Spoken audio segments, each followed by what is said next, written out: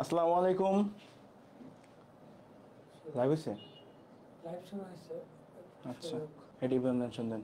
হ্যাঁ, লাইভ শুরু হয়েছে। আসসালামু আলাইকুম। ভয়েস আর স্ক্রিন ঠিক মতো দেখা যাচ্ছে কিনা সবাই একটু কমেন্ট করে জানাই দেন। তো এরপর হচ্ছে আমরা 2-3 মিনিট দেখে ক্লাস শুরু করতে পারবো আর কি।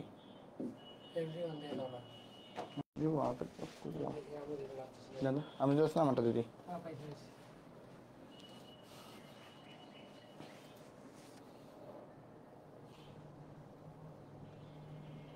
পরে দুপুরে ক্লাস নেওয়া যাবে না, কারণ হচ্ছে অনেকেই বলছে অনেকে কলেজ থেকে আসতেই আর এটা পার হয়ে যায়, এটাতে কলেজ ক্লাস শেষ হয় না।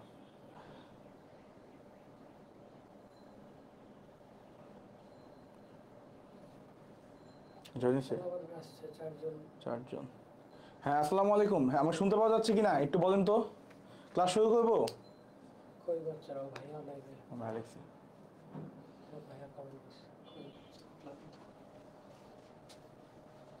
হ্যাঁ, এই তো আছে। আপনারা কেমন আছেন? নতুন ক্লাস কেমন লাগছে? সবাই মনে হয় সব কলেজেই ক্লাস মোটামুটি শুরু হয়েছে, 1-2টা ক্লাস মনে হয় সবাই করছেন। তো কি অবস্থা বলেন। তো আজকে হচ্ছে যে সমস্যাটা হচ্ছে যে আজকে এই আড়াইটার দিকে ক্লাস শুরু হয়েছে, মানে এই সময়টাই হচ্ছে যে সমস্যাটা হয়েছে, অনেকে ক্লাস আছে, কলেজের ক্লাসে আছে। তো এরপর থেকে আমি এটা ঠিক করে ফেলবো। এটা হচ্ছে আমরা রাতের সন্ধ্যার দিকে ক্লাস নেওয়ার চেষ্টা করবো। আচ্ছা, তো এখন আজকে আমরা যেটা নিয়ে আলোচনা করব সেটা হচ্ছে আমাদের বায়োকেমিস্ট্রির যে 1 নাম্বার আইটেম আছে সেটা।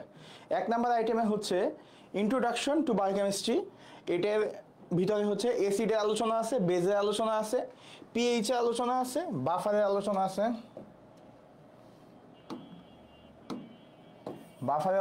আর একটা আছে হ্যান্ডারসন হেসেলবাথের ইকুয়েশন নিয়ে আলাপ আছে। আচ্ছা, তো এগুলি নিয়ে আমরা বিস্তারিত আলাপ করার চেষ্টা করব। তো এটা হচ্ছে আমাদের আইটেম কার্ড। হ্যাঁ, এই আইটেম কার্ডটাতে হচ্ছে আমাদের এই ফার্স্ট যে আমাদের বায়োকেমিস্ট্রি কার্ডটা আছে, এই ফার্স্ট বায়োকেমিস্ট্রি কার্ডে এই 7টা আইটেম টোটাল দিতে হবে। তার ভিতরে আজকে এখানকার 1 নাম্বার যে আইটেমটা আছে, 1 নাম্বার আইটেম নিয়ে হচ্ছে আমরা আলাপ করব। আচ্ছা, চেষ্টা করবো আমি 1 নাম্বার আইটেমে মোটামুটি সব টপিক টাচ করার জন্য। আচ্ছা, এখন আসেন প্রথমে খুব কমন কোশ্চেন, যেহেতু প্রথম দিন প্রথমবারের মতো আইটেম দিতে যাবেন, সেই ক্ষেত্রে এই ধরনের কোশ্চেন করতে পারে। ডিফাইন বায়োকেমিস্ট্রি বা বায়োকেমিস্ট্রি শব্দের অর্থ কি, হ্যাঁ, এই ধরনের কোশ্চেন আসতে পারে। আচ্ছা, তো বায়োকেমিস্ট্রি যেটা আসছে, বায়োকেমিস্ট্রি শব্দের যে মিনিং আছে সেটা হচ্ছে chemistry of the living beings. তো chemistry of the living being মানে হচ্ছে আমাদের লিভিং বিং যারা আছে, মানে জীবনের যে রসায়ন আছে সেটাকে হচ্ছে বায়োকেমিস্ট্রি বলে। আচ্ছা, তো কেমিক্যাল বেসিস অফ লাইফ। ওকে, আচ্ছা, একটু জানলে চলবে এখান থেকে। এরপর আসেন হচ্ছে টিচার জিজ্ঞেস করতে পারে বায়োকেমিস্ট্রিকে ডিফাইন করো। হ্যাঁ, তো এই কোশ্চেনটা এখন পাবেন, আর যদি কোনো সময় খুব বেশি পরীক্ষা খারাপ হয়ে যায় তো সেই ক্ষেত্রে জিজ্ঞেস করতে পারে। তো এই বায়োকেমিস্ট্রি ডেফিনেশনটা সবাই একটু মাথায় রাখার চেষ্টা করবেন। তো এখানে আপনারা যেহেতু নতুন নতুন মেডিকেলে যাচ্ছেন, নতুন নতুন আইটেম দিবেন, তো সেই ক্ষেত্রে একটা বিষয় খুবই ইম্পর্টেন্ট, সেটা হচ্ছে আমাদের ভিতরে অনেকে চিন্তা করবো যে আল্লাহ কি হবে, সব পুরো আইটেমটা মানে আইটেমের পুরো ভাইবাটা হচ্ছে আমাদেরকে ইংলিশে বলতে হবে। আসলে বিষয়টা কিন্তু তেমন কিছু না। আপনি হচ্ছে টিচারকে বুঝিয়ে বলবেন, তবে খেয়াল রাখতে হবে টিচার যদি কোনো ডেফিনেশন জিজ্ঞেস করে, ডেফিনেশনগুলো হচ্ছে ইংলিশে বলার চেষ্টা করবেন। আচ্ছা, আর ডেফিনেশন হিসেবে আপনাদের অনেক অনেক ডেফিনেশন শিখতে হয়। তো যেহেতু অনেক অনেক ডেফিনেশন শিখতে হয়, সেহেতু আপনারা যেটা চেষ্টা করবেন, প্রতিটা ডেফিনেশনে কিছু কিওয়ার্ড আছে, প্রতিটা ডেফিনেশনে কিছু কিওয়ার্ড আছে, এই কিওয়ার্ডসগুলো আপনারা সবসময় মাথায় রাখার চেষ্টা করবেন। আচ্ছা, আমরা বায়োকেমিস্ট্রির যে ডেফিনেশনটা দেখি, এখানে বলা হয়েছে biochemistry can be defined as the science concerned with chemical constituents of living sell. তাহলে কি নিয়ে আলাপ করছি আমরা? লিভিং সেলের কেমিক্যাল কনস্টিটিউয়েন্ট নিয়ে আমরা আলোচনা করেছি, তাই না? আচ্ছা, আচ্ছা, and with reaction and process they undergo. আচ্ছা, তাইলে এই যে বায়োকেমিস্ট্রি আছে, বায়োকেমিস্ট্রি আমরা কি নিয়ে আলোচনা করি? বায়োকেমিস্ট্রিতে হচ্ছে আমরা 2 ধরনের বা 3 ধরনের জিনিস নিয়ে আলাপ করি। কি কি?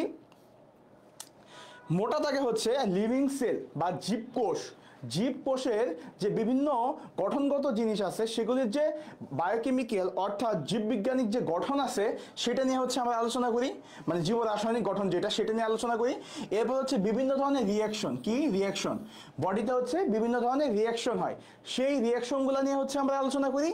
এরপর হচ্ছে বডিতে বিভিন্ন ধরনের প্রসেস চলে, অনেকগুলো রিয়াকশন মিলে মূলত একটা প্রসেস হয়। তো অনেকগুলো রিয়াকশন মিলে যে প্রসেস হয় সেটা নিয়ে বায়োকেমিস্ট্রিতে আলোচনা করা হয়। তো বায়োকেমিস্ট্রি ডেফিনেশন আসলে আপনারা মোটামুটি এই 3টা ওয়ার্ড মাথায় রেখে এরপর হচ্ছে বলার চেষ্টা করবেন। আচ্ছা, এরপরের স্লাইডে আসি। আসলে বায়োকেমিস্ট্রি আমাদের কেন পড়তে হবে? আমরা এখানে মেডিকেল কলেজে সবাই আসছি কেন? আমরা হচ্ছে ডাক্তার হইতে চাই। তো আপনারা চিন্তা করতে পারেন যে ডাক্তার হওয়ার সাথে এই বায়োকেমিস্ট্রির কি সম্পর্ক? হ্যাঁ, এখানে তো কাটা ছেঁড়াও নাই, কিছু ট্রিটমেন্টও নাই, এগুলি কি পড়তেছি, কেন পড়তেছি? তো এই বায়োকেমিস্ট্রি পড়া ইম্পর্ট্যান্ট হচ্ছে, বায়োকেমিস্ট্রি খুব বিশাল ভূমিকা আছে হচ্ছে মেডিসিনে। মেডিসিন যে সাবজেক্টটা আছে সেটা খুব কিছু কিছু জিনিসের খুব গুরুত্বপূর্ণ ভিত্তি হচ্ছে এই বায়োকেমিস্ট্রির উপর দাঁড়ায় আছে। যার কারণে আমরা যদি বায়োকেমিস্ট্রি না পড়ি, হ্যাঁ, তাহলে হচ্ছে আমাদের এই পরবর্তীতে যখন মেডিসিন পড়বেন তখন হচ্ছে বুঝতে অসুবিধা হবে। ঠিক আছে, তার কারণে আমাদের এই বেসিক সায়েন্সের দরকার। আচ্ছা, তো নর্মালি যে কোনো একটা ডিজিজ বা রোগ ম্যানিফেস্টেশন কেন হয়? ম্যানিফেস্টেশন হওয়ার কারণ হচ্ছে কোনো একটা আমাদের বডিতে যে মলিকুলগুলো আছে, মলিকুলে কোনো একটা অ্যাবনর্মালিটি হতে পারে। ঠিক আছে, মলিকুলটার স্ট্রাকচার একরকম ছিল, মলিকুলটার স্ট্রাকচার কোনো কারণে চেঞ্জ হয়ে গেছে। তো এই যে চেঞ্জ হয়ে গেল, এই অবশ্যই বায়োকেমিক্যাল চেঞ্জের কথা আমি বলতেছি। তো এই যে চেঞ্জ হয়ে গেছে, এই চেঞ্জের কারণে হচ্ছে যে কোনো একটা ডিজিজ হয়েছে। আবার দেখেন আমাদের বডিতে বিভিন্ন ধরনের কেমিক্যাল রিয়াকশন হচ্ছে। কি হচ্ছে? Chemical reaction. কোনো কারণে ওই কেমিক্যাল রিয়াকশনটা যদি বন্ধ হয়ে যায় বা ওই কেমিক্যাল রিয়াকশনটা যদি না হয়, তাহলে হচ্ছে এক ধরনের ডিজিজ হইতে পারে, ম্যানিফেস্টেশন হতে পারে। আচ্ছা, এখন বায়োকেমিস্ট্রি হচ্ছে, আমরা বায়োকেমিস্ট্রিকে মোটা দাগে 3 ভাগে ভাগ করতে পারি। একটা হচ্ছে আমাদের ডায়াগনোসিস। ডায়াগনোসিস মানে হচ্ছে রোগ নির্ণয়। ডায়াগনোসিস মানে হচ্ছে রোগ নির্ণয়, কোনো একটা ডিজিজ বা রোগকে নির্ণয় করাকে আমরা বলি হচ্ছে ডায়াগনোসিস। এরপর আসবে হচ্ছে মনিটরিং। কি আসবে? মনিটরিং। আরেকটা হচ্ছে ট্রিটমেন্ট অফ ডিজিজ। আচ্ছা, তো আমি এখানে খুব সিম্পল একটা এক্সাম্পল দিই। দেখেন, আপনি এটার সাথে অনেকেই পরিচিত, আপনার ডায়াবেটিসের সাথে বা ডায়াবেটিস মেলাইটাসের সাথে সবাই কম বেশি পরিচিত। তো আপনাদের পরিবারে বাবা, দাদা বা নানা এরকম বয়স্ক যারা আছেন তাদেরকে দেখবেন হচ্ছে অনেকেই ডায়াবেটিসে আক্রান্ত। তো ডায়াবেটিসে যখন আক্রান্ত হয় তখন তাদের যে এই যে ডায়াবেটিসে কি হয়, ডায়াবেটিসে হচ্ছে ব্লাডের যে সুগার বা হচ্ছে চর্বি, ব্লাডের যে সুগার বা কার্বোহাইড্রেট আছে সেটার পরিমাণটা বেড়ে যায়। মেনলি সুগারের পরিমাণটা বেড়ে যায়। এখন সুগারের পরিমাণ যে বাড়ে, এটা আমাদের ডায়াগনোসিস করতে হবে। তাহলে আমরা কি করব? ব্লাড টেস্ট করব। কি করব? ব্লাড টেস্ট করব। আমরা ব্লাড টেস্ট করে কি দেখব? ব্লাড সুগারটা কত আছে। আচ্ছা, তাহলে কি হইলো? ডায়াবেটিস মেলাইটাসে কি হয়েছে? ব্লাড টেস্ট করছি,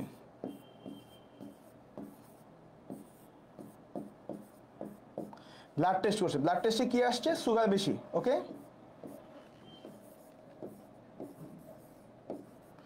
এটাই তো ডায়াবেটিস। এই যে ব্লাড টেস্ট করলাম, এই যে সুগারটা বেশি, এই সুগারটা বেশি কিভাবে নির্ণয় করছি আমরা? সেটা হচ্ছে এই বায়োকেমিক্যাল প্রসেসের মাধ্যমে কিন্তু আমরা নির্ণয় করছি। ঠিক আছে, এই বায়োকেমিস্ট্রি ইউজ করেই আমরা নির্ণয় করছি। আচ্ছা, তাহলে কি বললাম আমরা? ডায়াগনোসিসে এটা ইউজ করা যায়। আচ্ছা, এরপর আসি হচ্ছে মনিটরিং। মনিটরিংটা কি বলছে? আপনি দেখবেন কারো একজনের ডায়াবেটিস হইলো, ডায়াবেটিস হওয়ার পর তাকে হচ্ছে মুখে ওষুধ দিল বা হচ্ছে অনেক ইনসুলিন নেয়, ইনসুলিন দিল। ইনসুলিন দেওয়ার পর তার ডায়াবেটিসটা কন্ট্রোল হচ্ছে কিনা তার জন্য আমরা এই ওষুধটা শুরু করার কিছুদিন পরে আমরা আবার একটা ব্লাড টেস্ট বা ব্লাড সুগার টেস্ট করব। ব্লাড সুগার টেস্ট করি, তাহলে দেখেন এই যে ব্লাড সুগারের মাধ্যমে হচ্ছে কি করলাম? ওই ডিজিজটা মনিটরিং করলাম। আর ট্রিটমেন্ট অফ ডিজিজ, অনেক ডিজিজের ট্রিটমেন্টেও হচ্ছে এই বায়োকেমিস্ট্রির অনেক ইম্পর্টেন্ট রোল আছে। সবগুলো আমরা আস্তে আস্তে আলোচনা করলেই ক্লিয়ার হয়ে যাবে। আচ্ছা, ঠিক আছে, এরপরের স্লাইডে যাই আমরা। আচ্ছা, এইখানে কিছু এক্সাম্পল দেওয়া আছে। আমি তো একটা এক্সাম্পল দিলাম, এখানে আরো কিছু এক্সাম্পল দেওয়া আছে, এটি একটু দেখেন। এই এক্সাম্পলে হচ্ছে দেখেন, 1 নম্বরে বলছে হচ্ছে confirm diagnosis of specific disease. আচ্ছা আচ্ছা, এটা আপনারা সবাই পড়ে আসছেন, বলেন দেখি।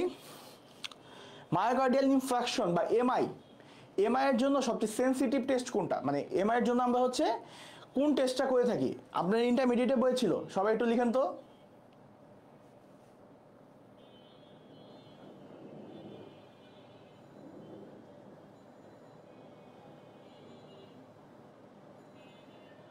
মায়োকার্ডিয়াল ইনফার্কশন বা এমআই এর জন্য আমরা কোন টেস্টটা করি?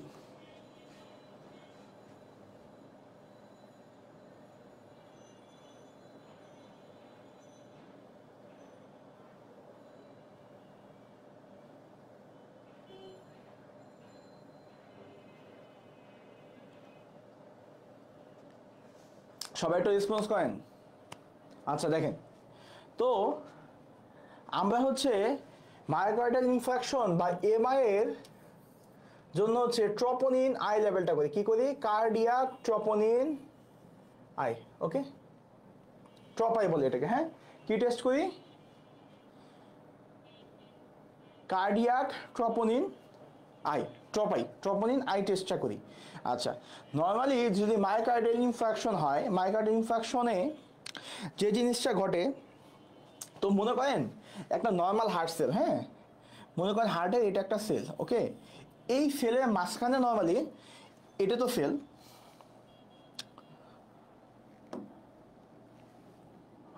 আচ্ছা মনে করেন এই সেলের পাশে এরকম হচ্ছে রক্তনালিকা আছে, সেলের পাশে কি আছে? রক্তনালিকা আছে। আচ্ছা, তো এই সেলের ভিতরে হচ্ছে অনেক পরিমাণে ট্রপাই থাকে, হ্যাঁ, মানে হচ্ছে ট্রপোনিন আই থাকে। তো নর্মালি এই ট্রপোনিন আইগুলা ম্যাক্সিমাম হচ্ছে সেলের ভিতরেই থাকে। খুব অল্প পরিমাণ ট্রপোনিন হচ্ছে ব্লাডে যায়, যেটা নর্মাল সেলুলার টার্নওভার, মানে হচ্ছে আপনারা তো জানেন আমাদের বডির কিছু কিছু সেল হচ্ছে সবসময় মানে তৈরি হতে থাকে, আবার কিছু সেল ধ্বংস হতে থাকে। এই নর্মাল সেলুলার টার্নওভারের কারণে কিছু পরিমাণ ট্রপোনিন আই ব্লাডে থাকে, বাট সেটার পরিমাণ অত্যন্ত কম। কিন্তু যদি মায়োকার্ডিয়াল ইনফার্কশন হয় বা হ্যাঁ, এমআই হয়, এমআই হলে কি হয়? ব্লাডে, হার্টে আমাদের যে ব্লাড সাপ্লাইটা আছে সেটা কমে যায়, হার্টে ব্লাড সাপ্লাইটা কমে যায়। তখন কি হয়? এই সেলগুলা পুষ্টি পায় না এবং সেলগুলা ডেথ হয়, হ্যাঁ, নেক্রোসিস হয় বা ডেথ হয়। তখন এই ট্রপোনিনগুলা এই সেল থেকে ব্লাডে চলে যায়, সেল থেকে ব্লাডে চলে যায়। তখন রক্ত পরীক্ষায় দেখা যায় যে ট্রপোনিনের পরিমাণ অনেক বেশি, ট্রপোনিনের পরিমাণ অনেক বেশি। তার ফলে হচ্ছে আমরা এই এমআই এর ডায়াগনোসিসটা এভাবে করতে পারি। আচ্ছা, এরপর আসেন হচ্ছে ট্রিটমেন্ট অফ ডিজিজের জন্য আমরা রেশনাল ট্রিটমেন্ট অফ ডিজিজের জন্য আমরা এই বায়োকেমিক্যাল বিভিন্ন টেস্ট ইউজ করতে পারি। যেমন দেখেন, যদি কারো এলিভেটেড এলডিএল থাকে, আচ্ছা আমরা তো কোলেস্টেরলের সময় পড়ছি লাইপোপ্রোটিন, হ্যাঁ, লাইপোপ্রোটিন হচ্ছে লো ডেনসিটি লাইপোপ্রোটিন একটা হচ্ছে হাই ডেনসিটি লাইপোপ্রোটিন। লো ডেনসিটি লাইপোপ্রোটিন যেটা আছে সেটাকে আমরা বলি হচ্ছে খারাপ কোলেস্টেরল। কি বলি? খারাপ কোলেস্টেরল, এটা হচ্ছে লো ডেনসিটি লাইপোপ্রোটিন। আরেকটা আছে হচ্ছে আমাদের হাই ডেনসিটি লাইপোপ্রোটিন, যেটা হচ্ছে ভালো কোলেস্টেরল। যদি কারো লো ডেনসিটি লাইপোপ্রোটিন যেটা আছে সেটা বেশি থাকে, তাইলে তাকে হচ্ছে কি করতে হবে? লিপিড লোয়ারিং ড্রাগ দিতে হবে। কি করতে হবে? লিপিড লোয়ারিং ড্রাগ দিতে হবে, ঠিক আছে? আচ্ছা, লিপিড লোয়ারিং ড্রাগের ভিতরে বলছে হচ্ছে স্ট্যাটিন দিতে হবে, স্ট্যাটিন। আচ্ছা, এরপর আসেন, এগুলি হচ্ছে এক্সাম্পল আপাতত। আপনারা পরবর্তীতে দেখবেন যখন থার্ড ইয়ারে যাবেন তখন হচ্ছে এগুলি ডিটেলস পড়বেন, কিসে কোন ওষুধ দিচ্ছি, কেন করতেছি, এগুলি নিয়ে প্যারা খাওয়ার কোনো কিছু নাই। এখন হচ্ছে আপনার এক্সাম্পল জানছেন, তো টিচার আপনাকে জিজ্ঞেস করতে পারে, হ্যাঁ ভাইবাতে, যে তুমি যে এই যে বায়োকেমিস্ট্রি পড়তে আসছো, বায়োকেমিস্ট্রি কেন পড়বা? তখন আপনি এই জিনিসগুলো এক্সাম্পল দিবেন। একটা হচ্ছে স্পেসিফিক ডিজিজের ডায়াগনোসিসের জন্য, আরেকটা হচ্ছে ট্রিটমেন্টের জন্য, আরেকটা হচ্ছে আর্লি ডায়াগনোসিসের জন্য। ওকে, আচ্ছা, কনজেনিটাল হাইপোথাইরয়েডিজম নামে একটা ডিজিজ আছে, কনজেনিটাল হাইপোথাইরয়েডিজম, হ্যাঁ। আচ্ছা, সেটার জন্য হচ্ছে টিএইচএস লেভেল যে আছে এই টেস্টটা করতে হয়, ঠিক আছে? আচ্ছা, এরপর হচ্ছে ডিজিজের প্রোগ্রেশনের কারণে, হ্যাঁ, এই যে সিরাম এএলটি, এএলটি আরেক নাম হচ্ছে এসজিপিটি। আচ্ছা, এএলটি বা এইচজিপিটি টেস্টটা করি হচ্ছে আমরা ভাইরাল হেপাটাইটিস মনিটর করার কারণে। যা নর্মালি দেখা যায় যে ভাইরাল হেপাটাইটিস হচ্ছে, হেপাটাইটিস সম্পর্কে মোটামুটি আপনারা জানেন, তাও আমি আপনাকে বলি, হেপাটাইটিসের ক্ষেত্রে যে ডিজিজ প্যাটার্নটা দেখা যায় সেটা হচ্ছে প্রথম দিকে যে এএলটি, হ্যাঁ, বা হচ্ছে এইচজিপিটি আছে, এটার পরিমাণ অনেক অনেক বেশি থাকে। তো এটা যখন ডিজিজটা আস্তে আস্তে কমতে থাকে তখন হচ্ছে এইচজিপিটি বা এএলটির পরিমাণ কমে যায়। তো এই জন্য হচ্ছে আমরা ডিজিজ মনিটরিংয়ে ইউজ করতে পারি। আচ্ছা, এরপর হচ্ছে ট্রিটমেন্টে কাজ করতেছে কিনা সেটা জানার জন্য হচ্ছে আমরা বায়োকেমিক্যাল টেস্ট করতে পারি। যেমন একটা এক্সাম্পল হচ্ছে এই হাইপোথাইরয়েডিজম বা হাইপারথাইরয়েডিজম পেশেন্টের ড্রাগস দেওয়ার পর আমরা টিএইচএস টেস্ট করতে পারি, হ্যাঁ, মানে থাইরয়েড স্টিমুলেটিং হরমোন টেস্ট করতে পারি। টেস্ট করলে কি দেখা যাবে? যে সেটা ওষুধে দেওয়ার ফলে হচ্ছে নর্মাল লেভেলে আছে কিনা এটা দেখবো আমরা। আচ্ছা, এই হচ্ছে মোটামুটি বায়োকেমিক্যাল ইনভেস্টিগেশনের ইউজগুলা। তো বায়োকেমিস্ট্রির সবচেয়ে বেশি ইম্পর্টেন্স হচ্ছে বায়োকেমিক্যাল ইনভেস্টিগেশনে, যেটা আপনি ডে টু ডে লাইফে পাবেন। আচ্ছা, এই স্লাইড বোঝা গেছে কিনা, এই স্লাইড নিয়ে কারো কোনো কোশ্চেন আছে কিনা, এটা বোঝা গেছে কিনা একটু বলেন তো সবাই।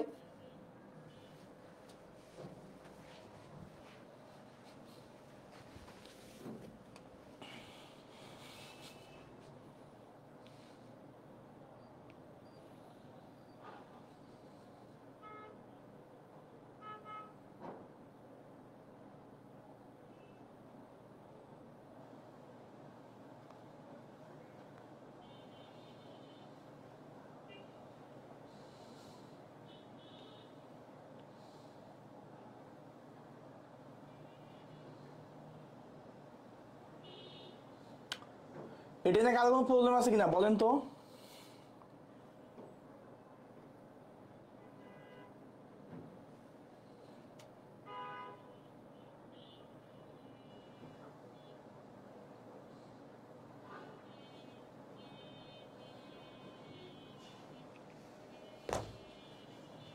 আচ্ছা, এর পরের স্লাইডে আসি। এর পরের স্লাইডটা হচ্ছে খুবই সোজা, এটা আপনারা আমার চেয়ে বেশি ভালো পারেন। সেটা হচ্ছে অ্যাসিড বেস। অ্যাসিড বেস নিয়ে আপনারা হচ্ছে ইন্টারমিডিয়েটে অনেকগুলো থিওরি পড়ছেন। একটা হচ্ছে আর্হেনিয়াসের থিওরি ছিল, একটা ব্রনস্টেড-লাউরির থিওরি ছিল, আর এটা ছিল হচ্ছে লুইসের থিওরি বা লুইসের মতবাদ। তো এইখানে আমাদের এত বেশি প্যারা দিবে না, এখানে হচ্ছে আমরা একটা থিওরি পড়বো, সেটা হচ্ছে ব্রনস্টেড-লাউরির থিওরি। কার থিওরি? ব্রনস্টেড-লাউরির থিওরি। ওকে, আচ্ছা। তো অ্যাসিড কি, অ্যাসিডের ডেফিনেশন জানতে হবে, বেজের ডেফিনেশন জানতে হবে আমাদেরকে। এটা খুবই বেসিক পড়ালেখা এবং এটা জানতেই হবে, ভুল করা যাবে না। অ্যাসিড কি? Acid is a proton donor. একদম এক কথা মনে রাখবেন, অ্যাসিড কি? অ্যাসিড হচ্ছে একটা প্রোটন ডোনার। আচ্ছা, আর বেস কি? বেস হচ্ছে প্রোটন অ্যাকসেপ্টর। বেস হচ্ছে প্রোটন অ্যাকসেপ্টর। আচ্ছা, অ্যাসিডকে আমরা বলছি হচ্ছে প্রোটন ডোনার। আচ্ছা, এখানে হচ্ছে অ্যাসিড হচ্ছে এমন একটা সাবস্টেন্স যেটা থেকে হচ্ছে একটা প্রোটন বা হচ্ছে H+ রিমুভ করা যাবে। অ্যাসিড হচ্ছে এমন একটা সাবস্টেন্স যে হচ্ছে H+ বা প্রোটন ডোনেট করতে পারে, হ্যাঁ, বাট হ্যাঁ ডোনেট করে, সে হচ্ছে আমাদের অ্যাসিড। আর বেস কি? বেস হচ্ছে সেই সকল সাবস্টেন্স যেটা হচ্ছে একটা H+ গ্রহণ করতে পারে, H+ গ্রহণ করতে পারে। আচ্ছা, তাইলে অ্যাসিড বেসের যে ডেফিনেশন আছে আমার সাথে পড়ে যান, কারণ বেশি পড়ার টাইম পাবেন না, ঠিক আছে। তাহলে অ্যাসিড কি বলবো আমরা? অ্যাসিড হচ্ছে একটা প্রোটন ডোনার। অ্যাসিড হচ্ছে সেই সকল পদার্থ, মানে সেই সকল সাবস্টেন্স যেটা থেকে হচ্ছে একটা H+ বা প্রোটন আমরা রিমুভ করতে পারি, সেটা হচ্ছে আমরা অ্যাসিড। আর বেস কি? বেস হচ্ছে সেই সকল সাবস্টেন্স যেটা হচ্ছে H+ কে গ্রহণ করতে পারে, H+ কে গ্রহণ করতে পারে, দ্যাট মিনস প্রোটন অ্যাকসেপ্টর। আচ্ছা, এটা নিয়ে কার কোনো প্রবলেম আছে কিনা একটু বলেন তো, একটু বুঝতে পারছি? আচ্ছা, দেখেন এখন যেই জিনিসটাতে আমরা আসবো, এই জিনিসটা আপনারা পড়ছেন। এই জিনিসটা ছিল হচ্ছে একটা হচ্ছে কনজুগেট বেস, আর একটা হচ্ছে কনজুগেট অ্যাসিড। একটা হচ্ছে কনজুগেট বেস, আর একটা হচ্ছে কনজুগেট অ্যাসিড। এখন যে কথাটা হচ্ছে কনজুগেট বেস মানে অনুবন্ধী, কনজুগেট শব্দ অর্থ অনুবন্ধী, এটা আপনারা জানেন। আচ্ছা, তো conjugate base of an acid is the remaining part of an acid after removal of A proton. আচ্ছা, এটা কি? Remaining part of A acid. এটা হচ্ছে remaining part of A acid after removal of A proton. That means এটা যদি একটা acid হয়, hydrochloric acid এটা, তাই না? এই হাইড্রোক্লোরিক অ্যাসিড থেকে একটা প্রোটন সরানোর পরে, হাইড্রোক্লোরিক অ্যাসিড থেকে একটা প্রোটন সরানোর পরে যে রিমেনিং পোর্শনটা থাকবে সেটা হচ্ছে আমাদের কনজুগেট বেস। কনজুগেট বেস কি তাহলে? Conjugate base of N acid is the remaining part of A acid after removal of A proton. একটা প্রোটন সরায় ফেলার পরে একটা অ্যাসিডের যেই অংশ অবশিষ্ট থাকে তাকে বলতেছি হচ্ছে আমরা কনজুগেট বেস। আমি আবার বলি, একটা অ্যাসিড থেকে একটা প্রোটন সরায় ফেলার পরে সেই অ্যাসিডের যে অবশিষ্ট অংশটা থাকে তাকে আমরা বলতেছি হচ্ছে কনজুগেট বেস। আচ্ছা, যেমন এখানে কার্বনিক অ্যাসিড যদি দেখেন, কার্বনিক অ্যাসিড থেকে যদি প্রোটন সরায় ফেলি তাহলে থাকবে হচ্ছে বাইকার্বনেট আয়ন। ল্যাকটিক অ্যাসিড থেকে যদি প্রোটন সরায় ফেলি তাহলে হবে হচ্ছে ল্যাকটেট। আচ্ছা, আর conjugate acid of a base কি? সেটা হচ্ছে প্রোটন অ্যাকসেপ্ট করার পরে যেই জিনিসটা তৈরি হয় সেটা হচ্ছে আমাদের কনজুগেট অ্যাসিড। আচ্ছা, conjugate base of A acid is the acid, conjugate acid of a base is the acid formed by that base after accepting proton। এই ওয়ার্ডটুকু আপনাদের সবার মাথায় থাকা লাগবে। এটা কি তাহলে কনজুগেট অ্যাসিড কি হলো?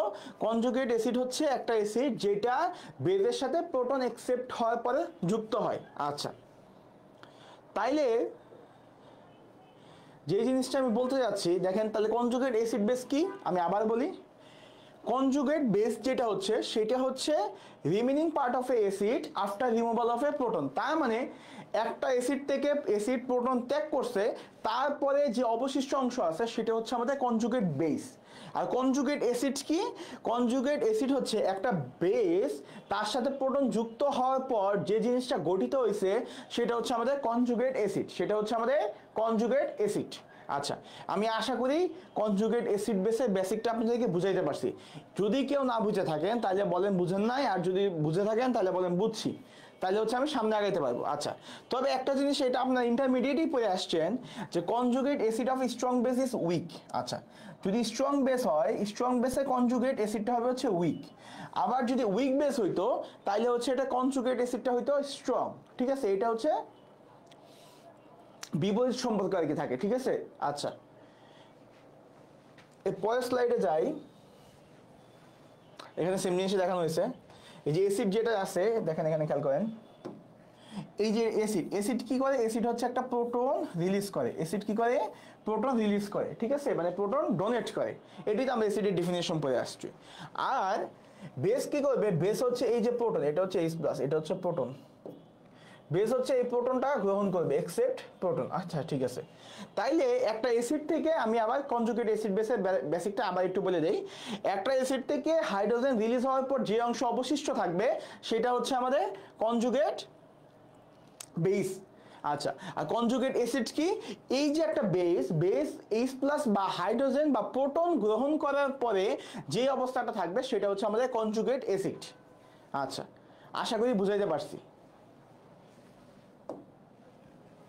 আচ্ছা, এখন অ্যাসিডের ক্লাসিফিকেশন শিখবো আমরা। অ্যাসিডের 2-3 ধরনের ক্লাসিফিকেশন শিখবো মোটা দাগে। ঠিক আছে, তো এখন অ্যাসিডের ক্লাসিফিকেশনের ভিতর যদি দেখেন, একটা আছে হচ্ছে স্ট্রং অ্যাসিড। কি acid? Strong acid.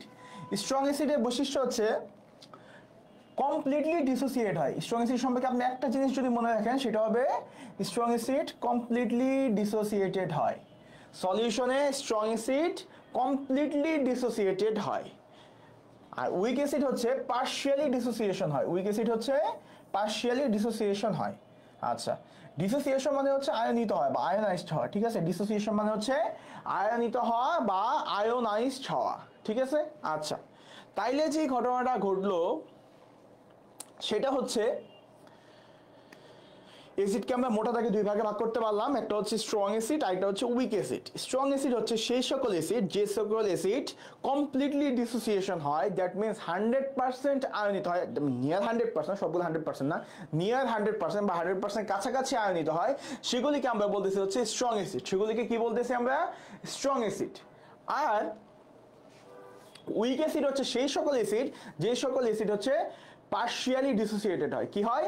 Partially dissociated হয়। আচ্ছা, এর এক্সাম্পল দেওয়া হয়েছে। এক্সাম্পল আপনারা সবাই জানেন। স্ট্রং অ্যাসিড এক্সাম্পলের ভিতরে হচ্ছে হাইড্রোক্লোরিক অ্যাসিড আর হচ্ছে সালফিউরিক অ্যাসিড দেওয়া হয়েছে। আর উইক অ্যাসিডের ভিতরে হচ্ছে ল্যাকটিক অ্যাসিড আর হচ্ছে আমাদের কার্বনিক অ্যাসিডের কথা বলা হয়েছে। আচ্ছা, এটাও সেম ছবি আপনারা দেখে নিন। আমি হচ্ছে ক্লাস শেষে স্লাইড আপলোড করে দেবো। হ্যাঁ, আচ্ছা এখন আসেন হচ্ছে ডিসোসিয়েশন কনস্ট্যান্টের ব্যাপারে। ঠিক আছে, ডিসোসিয়েশন কনস্ট্যান্ট আমি ডিসোসিয়েশন বলছি মানে হচ্ছে আয়নিত হওয়া, এটা তো বললামই। আচ্ছা, এই যে degree of dissociation of a substance, ঠিক আছে, একটা সাবস্টেন্সের ডিসোসিয়েশন বা দ্রবীভূত হওয়ার বা আয়নিত হওয়ার যে মাত্রা সেটাকে হচ্ছে আমরা ডিসোসিয়েশন কনস্ট্যান্ট বলি। সেটাকে আমরা কি বলি? Dissociation constant. কি বলি? Dissociation constant. ডিসোসিয়েশন কনস্ট্যান্ট জিনিসটা কি? ডিসোসিয়েশন কনস্ট্যান্ট জিনিসটা হচ্ছে degree of dissociation or ionisation. Degree মানে হচ্ছে মাত্রা, তাহলে হচ্ছে ডিসোসিয়েশন বা আয়নিত হওয়ার যে মাত্রা আছে সেটাকে বলতেছি হচ্ছে আমরা ডিসোসিয়েশন কনস্ট্যান্ট। সেটাকে আমরা কি বলতেছি? Dissociation constant. এই ডিসোসিয়েশন কনস্ট্যান্টকে হচ্ছে কে দ্বারা প্রকাশ করা হয়? কি দ্বারা প্রকাশ করা হয়? কে দ্বারা প্রকাশ করা হয়। আচ্ছা, এই ডিসোসিয়েশন এই কনস্ট্যান্ট থেকে একটা জিনিস আসবে হচ্ছে পিকে। পিকেটা হচ্ছে negative logarithm of dissociation constant. এই যে ডিসোসিয়েশন কনস্ট্যান্ট, এই ডিসোসিয়েশন কনস্ট্যান্টের নেগেটিভ লগারিদমকে হচ্ছে আমরা বলি পিকে। এই ডিসোসিয়েশন কনস্ট্যান্টের নেগেটিভ লগারিদমকে বলি হচ্ছে আমরা পিকে। আচ্ছা, তাহলে ডিসোসিয়েশন কনস্ট্যান্ট সম্পর্কে আমি যদি আবার একটু বলার চেষ্টা করি, সেটা হচ্ছে degree of dissociation of a substance. হ্যাঁ, কোনো একটা সাবস্টেন্সের degree of dissociation, that means ডিসোসিয়েশনের যে মাত্রা সেটাকে আমরা বলতেছি ডিসোসিয়েশন কনস্ট্যান্ট। এই ডিসোসিয়েশন কনস্ট্যান্টকে হচ্ছে কি দ্বারা প্রকাশ করা হয়? এই ডিসোসিয়েশন কনস্ট্যান্টকে হচ্ছে কে দ্বারা প্রকাশ করা হয়? কি দ্বারা প্রকাশ করা হয়? কে দ্বারা প্রকাশ করা হয়। আচ্ছা, এটা যদি আমরা নেগেটিভ লগ নিই তাহলে আমরা যে জিনিসটা পাবো সেটা হচ্ছে পিকে, সেটা হচ্ছে পিকে। ওকে, কেউ না বুঝলে একটু বলেন যে বুঝেন নাই। আচ্ছা, এখন যে কথাটা হচ্ছে স্ট্রং অ্যাসিড, যদি একটা স্ট্রং অ্যাসিড হয়, স্ট্রং অ্যাসিডের ডেফিনিশনে আমরা কি বলছি? কমপ্লিটলি ডিসোসিয়েটেড হবে অথবা 100%, দ্যাট মিনস নিয়ার 100% আয়নিত হবে, হ্যাঁ, বা আয়নাইজেশন হবে। তাইলে যদি স্ট্রং অ্যাসিড হয় তাহলে ডিসোসিয়েশন কনস্ট্যান্ট যেটা আছে, যেহেতু ডিসোসিয়েশন কনস্ট্যান্ট কি? ডিসোসিয়েশন কনস্ট্যান্ট হলে ডিগ্রি অফ ডিসোসিয়েশন, তাহলে তার ডিসোসিয়েশনের মাত্রা অবশ্যই বেশি হবে। তাহলে হচ্ছে ডিসোসিয়েশন কনস্ট্যান্ট বা হচ্ছে কে বেশি হবে। যদি কে বেশি হয় তাহলে পিকে ভ্যালু হচ্ছে লো হবে, পিকে ভ্যালু হচ্ছে লো হবে। মনে রাখবেন কে ইজ ইউনিভার্সলি প্রপোর্শনাল টু পিকে। এই জিনিসটা আপনাদের মাথায় রাখতে হবে। যদি কে ভ্যালু বেশি হয় তাহলে পিকে ভ্যালু কম হবে, ঠিক আছে? আচ্ছা, উইক অ্যাসিড যেটা আছে, উইক অ্যাসিডে হচ্ছে, উইক অ্যাসিডটা আমরা বলছি হচ্ছে কমপ্লিটলি ডিসোসিয়েশন, তার মানে হচ্ছে এটা ডিগ্রি অফ ডিসোসিয়েশন কম। কি কম? ডিগ্রি অফ ডিসোসিয়েশন কম। যেহেতু ডিগ্রি অফ ডিসোসিয়েশন কম, দ্যাট মিনস কে কম। কি কম? কে কম। আচ্ছা, যদি কে কম হয় তাহলে পিকে ভ্যালু হচ্ছে বেশি হবে। ওকে, আচ্ছা, এখানে আমি আবার এটাই সেম কথাই বলা হয়েছে। তাহলে আমি এখানে কি কি জানতে হবে আমি আবার একটু বলি। যে জিনিসটা আমি প্রথমে বললাম সেটা হচ্ছে ডিসোসিয়েশন কনস্ট্যান্ট। ডিসোসিয়েশন কনস্ট্যান্ট বোঝায় হচ্ছে ডিগ্রি অফ ডিসোসিয়েশন। কি বোঝায়? ডিগ্রি অফ ডিসোসিয়েশন মানে হচ্ছে ডিসোসিয়েশন বা আয়নিত হওয়ার যে মাত্রা সেটাকে বলতেছি হচ্ছে আমরা ডিসোসিয়েশন কনস্ট্যান্ট। এই ডিসোসিয়েশন কনস্ট্যান্টকে হচ্ছে কে দ্বারা প্রকাশ করা হয়। আর এটা যদি নেগেটিভ লগ করি তাহলে হচ্ছে আমরা পিকে পাবো। কি পাবো? পিকে পাবো। আচ্ছা, ওকে। আর এখানে যে জিনিসটা মনে রাখতে হবে, কে এবং পিকে এর মধ্যে যে সম্পর্ক আছে সেটা হচ্ছে আমাদের ইউনিভার্সালি প্রপোর্শনাল, ঠিক আছে? যদি কে এর ভ্যালু বেশি হয় পিকে এর ভ্যালু কম হবে, যদি পিকে এর ভ্যালু বেশি হয় তাহলে কে এর ভ্যালু কম হবে। ওকে, আচ্ছা, এরপরের স্লাইডে আসি। স্ট্রং অ্যাসিড আর উইক অ্যাসিডের মধ্যে পার্থক্য দেখেন। স্ট্রং অ্যাসিডকে আমি বলছি কি আয়নিত হয়, আয়নাইজেশন। এক নাম্বার পয়েন্ট আসবে কি আয়নাইজেশন। স্ট্রং অ্যাসিড হচ্ছে কমপ্লিটলি আয়নিত হয়। ওকে, কমপ্লিটলি আয়নিত হয়। উইক অ্যাসিড হচ্ছে পার্শিয়ালি আয়নিত হয়, ঠিক আছে? আচ্ছা, তাইলে ডিসোসিয়েশন কনস্ট্যান্ট বা হচ্ছে কে, ডিসোসিয়েশন কনস্ট্যান্ট বা কে, এই যে ডিসোসিয়েশন কনস্ট্যান্ট বা কে সেটা কি হবে? তাহলে অবশ্যই যেহেতু বেশি আয়নিত হয় বা নিয়ার 100% আয়নিত হয় তাহলে হচ্ছে এটা ডিসোসিয়েশন কনস্ট্যান্ট বেশি হবে। কি হবে? ডিসোসিয়েশন কনস্ট্যান্ট বেশি হবে।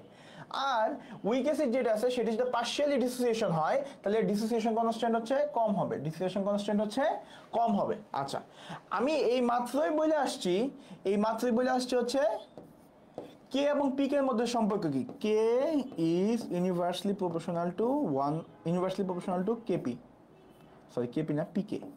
আচ্ছা, দেখেন তাহলে কি ঘটনাটা ঘটলো, যেহেতু ডিসোসিয়েশন কনস্ট্যান্ট বা কে এর মান বেশি তাহলে হচ্ছে পিকে এর ভ্যালু হবে লো, পিকে এর ভ্যালু কি হবে? লো।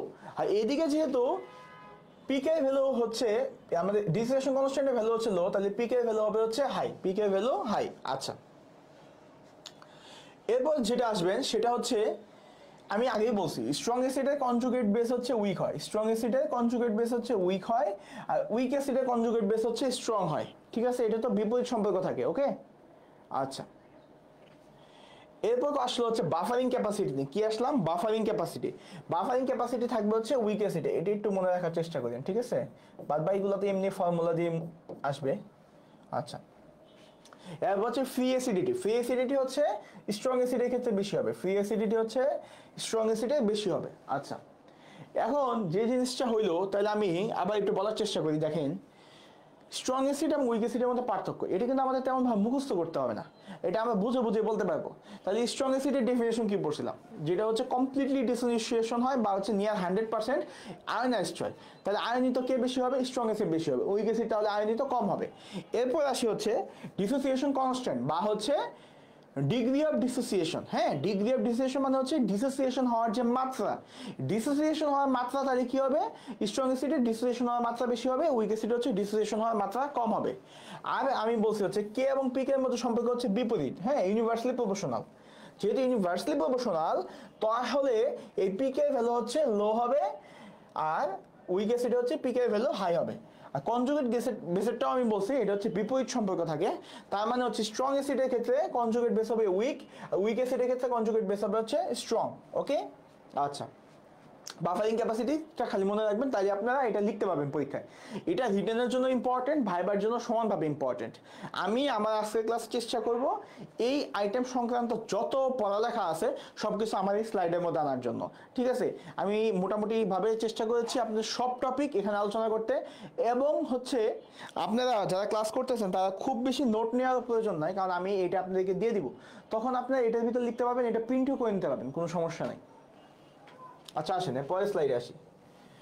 পরের স্লাইডে হচ্ছে সোর্স অফ অ্যাসিড আর বেস ইন দ্য বডি। আমাদের বডিতে যে অ্যাসিড বা বেস থাকে বা উৎপন্ন হয় এটা সোর্স কি, এটা আমাদেরকে জানতে হবে, এটা আমাদেরকে জানতে হবে। আচ্ছা আচ্ছা, কেউ কি বলতে পারবেন এই অ্যাসিড বা বেসের সোর্স কি আমাদের বডিতে? কেউ একটু পারলে বলেন তো।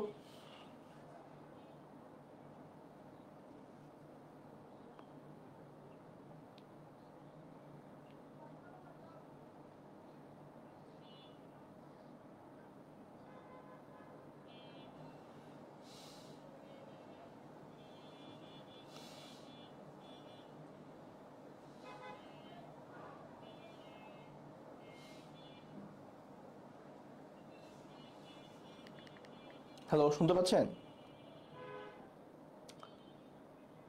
কেউ কোনো রেসপন্স করছেন না কেন? লাইভে মনে হয় আমি দেখতে পাচ্ছি 10-11 জনের মতো আছেন। হ্যালো, শুনতে পাচ্ছেন?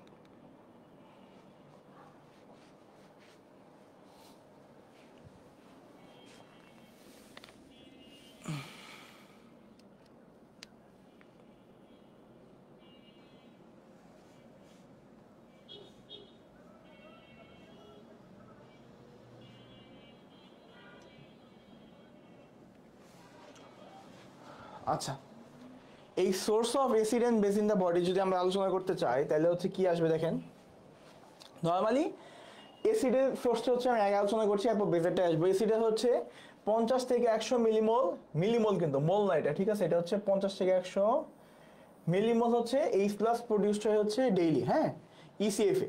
কোথায় প্রোডাকশন হয়? ইসিএফ এ। ইসিএফ আইসিএফ সম্পর্কে আপনারা মনে আগের ক্লাসে একটা ধারণা পাইছেন, ঠিক আছে।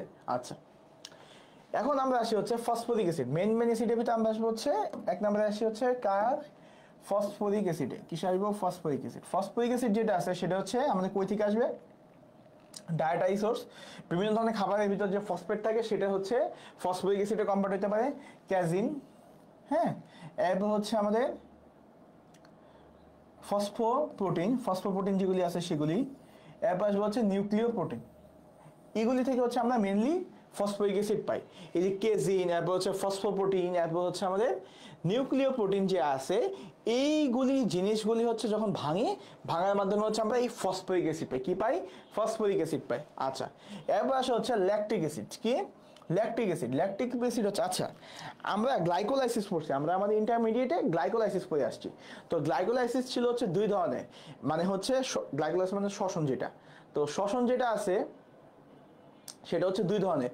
একটা হচ্ছে সবাত শোষণ, আর এটা হচ্ছে অবাত শোষণ। যে সবাত শোষণ আছে তাকে বলি হচ্ছে আমরা অ্যারোবিক গ্লাইকোলাইসিস। কি বলি? Aerobic glycolysis. আর যেটা অবাত শোষণ তাকে বলি হচ্ছে অ্যানারোবিক গ্লাইকোলাইসিস। তো আমরা মনে করলে আপনি দেখবেন এই অ্যানারোবিক গ্লাইকোলাইসিস যেটা আছে, অ্যানারোবিক গ্লাইকোলাইসিস যেটা আছে, অ্যানারোবিক গ্লাইকোলাইসিসের শেষ উৎপন্ন হচ্ছে ল্যাকটেট বা হচ্ছে ল্যাকটিক অ্যাসিড। তাহলে ল্যাকটেট বা ল্যাকটিক অ্যাসিড কিভাবে পাই? অ্যানারোবিক গ্লাইকোলাইসিসের মাধ্যমে পাই। আচ্ছা, নরমালি হচ্ছে আরবিসি এবং হচ্ছে স্কেলেটাল মাসেলে এই ল্যাকটিক অ্যাসিডটা বেশি উৎপন্ন হয়। আরবিসি এবং হচ্ছে স্কেলেটাল মাসেলে এক্সারসাইজের সময় এটা বেশি উৎপন্ন হয়। নরমালি এক্সারসাইজের সময় হচ্ছে আমাদের অক্সিজেন যে ডিমান্ড আছে, অক্সিজেন ডিমান্ডটা এই স্কেলেটাল মাসেলে অনেক বাইরে যায়। তো অক্সিজেন ডিমান্ডটা যখন বাড়ে তখন হচ্ছে কি হয়, কিছুটা অক্সিজেন স্বল্পতা দেখা যায়। সেই ক্ষেত্রে হচ্ছে অ্যানারোবিক গ্লাইকোলাইসিসের মাধ্যমে হচ্ছে ল্যাকটিক অ্যাসিড প্রোডাকশন হয়। কি উৎপন্ন হয়? ল্যাকটিক অ্যাসিড প্রোডাকশন হয়। আচ্ছা, এই ল্যাকটিক অ্যাসিড আবার লিভারে গ্লুকোজে কনভার্ট হতে পারে। ল্যাকটিক অ্যাসিড লিভারে যা গ্লুকোজে কনভার্ট হতে পারে সেটা হচ্ছে গ্লুকোনিওজেনেসিসের মাধ্যমে। গ্লুকোনিওজেনেসিস মানে হচ্ছে নন কার্বোহাইড্রেট উৎস থেকে, নন কার্বোহাইড্রেট সোর্স থেকে হচ্ছে কার্বোহাইড্রেট বা গ্লুকোজে পরিণত করার যে প্রক্রিয়া, সেটা হচ্ছে আমরা সেটার মাধ্যমে ল্যাকটিক অ্যাসিড হচ্ছে গ্লুকোজে কনভার্ট হতে পারে। আচ্ছা, আশা করি এই স্লাইডে যা আছে বুঝতে পারছেন। আচ্ছা, এরপর হচ্ছে আরেকটা জিনিস আপনাদেরকে মাথায় রাখতে হবে, সেটা হচ্ছে আমাদের বডি বেশি অ্যাসিড মানে বেজের চেয়ে অ্যাসিড বেশি প্রোডাকশন করে, তাহলে হচ্ছে নেট একটা অ্যাসিড প্রডিউসার। তাহলে আমাদের বডি কি একটা নেট অ্যাসিড প্রডিউসার। ওকে, আচ্ছা, একটা হচ্ছে acids are taken with food. এক নম্বর কথা হচ্ছে আমরা খাবারের সাথে বিভিন্ন ধরনের অ্যাসিড গ্রহণ করি। যেমন হচ্ছে আপনি যদি লেবু খান খুব বেশি পরিমাণ, লেবুর সাথে আসবে সাইট্রিক অ্যাসিড, হ্যাঁ, আমের সাথে আসবে হচ্ছে ম্যালিক অ্যাসিড। আচ্ছা, এরপর হচ্ছে কি হলো, এটা তো এক নাম্বার, আমরা হচ্ছে ফুডের সাথে ডাইরেক্ট হচ্ছে অ্যাসিড গ্রহণ করি বিভিন্ন ধরনের। দুই নাম্বার যেটা আসবে সেটা হচ্ছে acid are produce from metabolism of lipid এবং প্রোটিন। প্রোটিন এবং লিপিডের যে মেটাবলিজম আছে, হ্যাঁ, লিপিড এবং প্রোটিনের যে মেটাবলিজম আছে সেটা থেকে হচ্ছে আমাদের অ্যাসিড উৎপন্ন হবে। কি উৎপন্ন হবে? অ্যাসিড উৎপন্ন হবে। তাহলে কি হইলো, অ্যাসিডের সোর্স কি বললাম আমরা? অ্যাসিড কেন আমাদের বডিতে অ্যাসিড বেজের চেয়ে বেশি প্রোডাকশন হয়? এক নম্বর কারণ হচ্ছে আমরা ডায়েটারি মানে খাদ্যের সাথে হচ্ছে আমরা ফুডের সাথে অ্যাসিড গ্রহণ করি বিভিন্ন ধরনের। আর দুই নাম্বার যেটা আছে লিপিড এবং প্রোটিনের মেটাবলিজম। দুই নাম্বার হচ্ছে লিপিড এবং প্রোটিনের মেটাবলিজম। এখন দেখেন মেটাবলিজমের ফলে কিভাবে অ্যাসিড উৎপন্ন হয়, একটা জেনারেল রুলস দেখাই। সেটা হচ্ছে যে কোনো সেলুলার মেটাবলিজমের মাধ্যমে হচ্ছে কার্বন ডাইঅক্সাইড উৎপন্ন হয়। কি উৎপন্ন হয়? কার্বন ডাইঅক্সাইড উৎপন্ন হয়। এই কার্বন ডাইঅক্সাইড আমাদের শরীরে থাকা পানি বা H2O এর সাথে যুক্ত হয়। কার সাথে যুক্ত হয়? H2O এর সাথে যুক্ত হয়। H2O এর সাথে যুক্ত হয়ে কি তৈরি করে?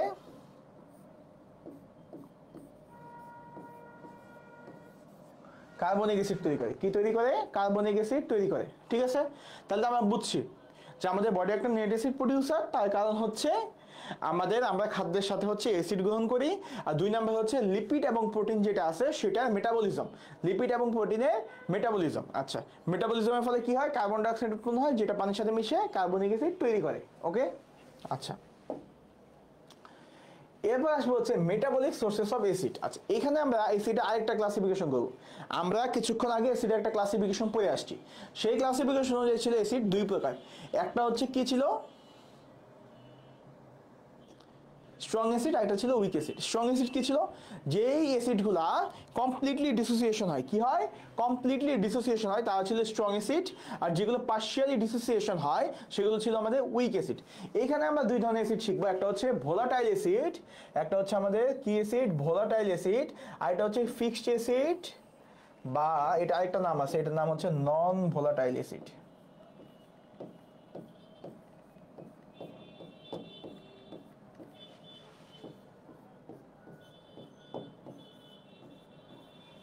আচ্ছা, দেখেন তাহলে কি হইলো, একটা শিখবো হচ্ছে ভোলাটাইল অ্যাসিড, এটা হচ্ছে নন ভোলাটাইল অ্যাসিড। তো ভোলাটাইল অ্যাসিডের মেইন ডেফিনিশন যেটা আছে সেটা হচ্ছে excreted via lung as carbon dioxide. Volatile acid সম্পর্কে একটা কথা যদি আপনি মনে রাখতে হয় তাহলে আপনি সেটা মনে রাখবেন, সেটা হচ্ছে এটা এক্সক্রিশন হয় লাং দিয়ে কার্বন ডাইঅক্সাইড হিসেবে। ভোলাটাইল অ্যাসিড কি হয়? লাং দিয়ে কার্বন ডাইঅক্সাইড হিসেবে এক্সক্রিশন হয়। আর ফিক্সড অ্যাসিড বা নন ভোলাটাইল অ্যাসিড যেটা আছে সেইগুলো হচ্ছে আমাদের কিডনি দিয়ে এলিমিনেশন হয়। কি দিয়ে কিডনি এলিমিনেশন হয়? কিডনি দিয়ে এলিমিনেশন হয়।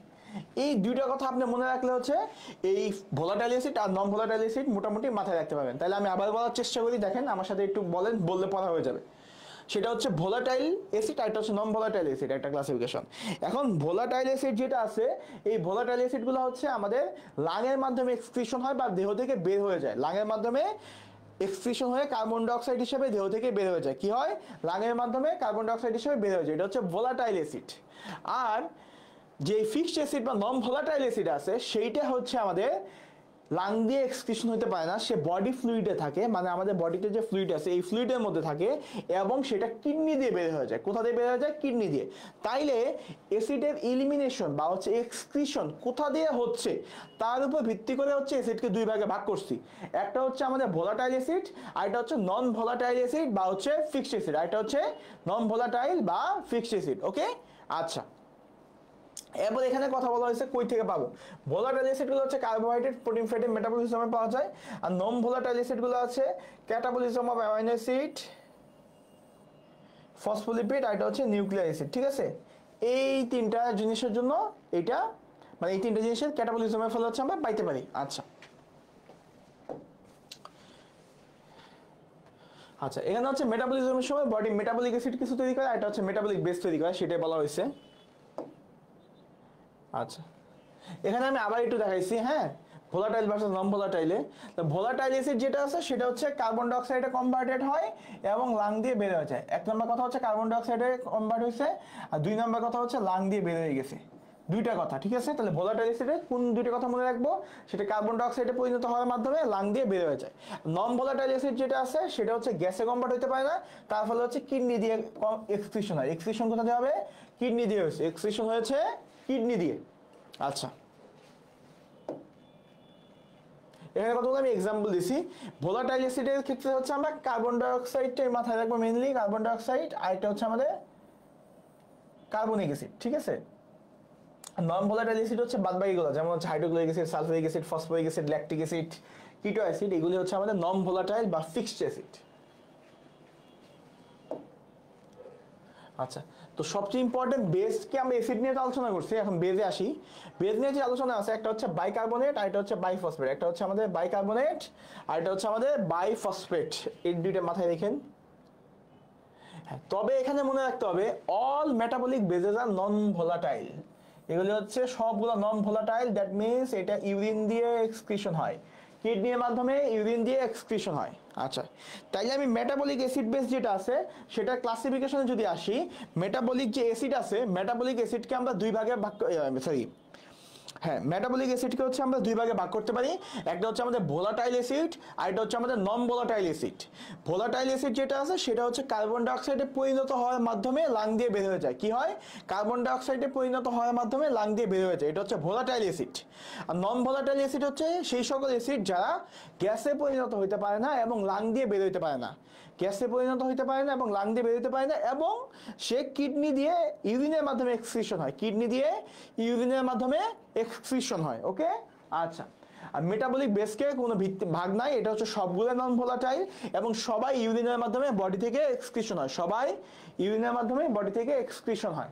আচ্ছা, এখানে ফিজিওলজিক্যালি ইম্পর্টেন্ট অ্যাসিডগুলোর নাম বলা হয়েছে। টিচার কোনো সময় জিজ্ঞেস করতে পারে যে সবচেয়ে ফিজিওলজিক্যালি ইম্পর্টেন্ট অ্যাসিডগুলো কি, সেগুলির নাম বলা হয়েছে। একটা হচ্ছে carbonic acid, phosphoric acid, pyruvic acid আর হচ্ছে ল্যাকটিক অ্যাসিড। এই চারটা নাম বলেই মোটামুটি হবে। আচ্ছা, এখন যে জিনিসটা আসবো সেটা হচ্ছে পিএইচ। এখন যে জিনিসটা আলোচনা করব সেটার নাম কি? সেটার নাম হচ্ছে পিএইচ। এখন কথা হচ্ছে পিএইচ, দেখেন পিএইচ কি? পিএইচ হচ্ছে negative log of hydrogen ion concentration. PH কি? পিএইচ হচ্ছে negative log of hydrogen ion concentration. দেখেন এটা হচ্ছে হাইড্রোজেন আয়ন কনসেন্ট্রেশন, তার নেগেটিভ লগারিদম, তার কি? এটা হচ্ছে নেগেটিভ লগারিদম নিচে। আচ্ছা, পিএইচ হচ্ছে negative logarithm of hydrogen ion concentration. আচ্ছা, হাইড্রোজেন কি? হাইড্রোজেন তো প্রোটন, এটা জানেন, এটা রেঞ্জ হয় হচ্ছে 0 থেকে 14, এটা আপনারা আমার চেয়ে ভালো জানেন। আচ্ছা, এইখানে আপনারা মাথায় রাখতে হবে যদি পিএইচ এর মান 7 এর চেয়ে কম হয়, পিএইচ এর মান 7 এর চেয়ে হচ্ছে কম হয়, তাহলে এটা হচ্ছে আমাদের অ্যাসিডিক। তাহলে কি? এটা হচ্ছে আমাদের H+ এখানে বেশি, এটা হচ্ছে অ্যাসিডিক। আর যদি পিএইচ এর মান 7 এর চেয়ে বেশি হয় তাহলে এখানে H+ এর পরিমাণ কম, এখানে হচ্ছে H+ এর পরিমাণ কম। আচ্ছা, তাইলে এই পিএইচ নিয়ে কি কি কথা আমাদেরকে মাথায় রাখতে হবে এটা একটু মনে করে নেন, ঠিক আছে? পিএইচ এর ভিতর একটা আছে হচ্ছে কি দেখতেছি আমরা, পিএইচ কে বলতেছি হচ্ছে negative logarithm of hydrogen ion concentration. কি? Negative logarithm of hydrogen ion concentration. আচ্ছা, এইখানে এটা রেঞ্জ হচ্ছে 0 থেকে 14, এবং যদি পিএইচ এর মান 7 এর চেয়ে বেশি হয় তাহলে সেটা হচ্ছে আমাদের কি হবে? বেসিক। হ্যাঁ, আর যদি 7 এর চেয়ে কম হয় তাহলে সেটা হচ্ছে আমাদের অ্যাসিডিক। আচ্ছা, আপনার ক্লাসে কেউ আছেন কি? ক্লাস শোনা যাচ্ছে? বুঝতে পারতেছেন কিনা একটু বলেন তো? কারো কোনো রেসপন্স নাই?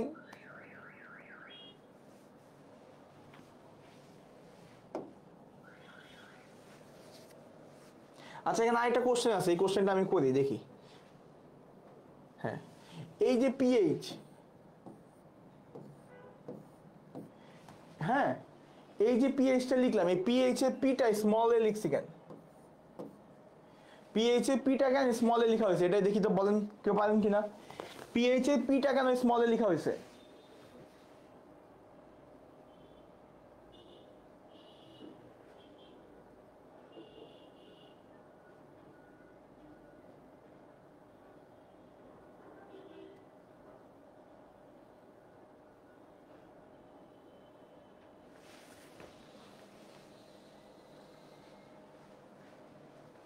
আচ্ছা দেখেন,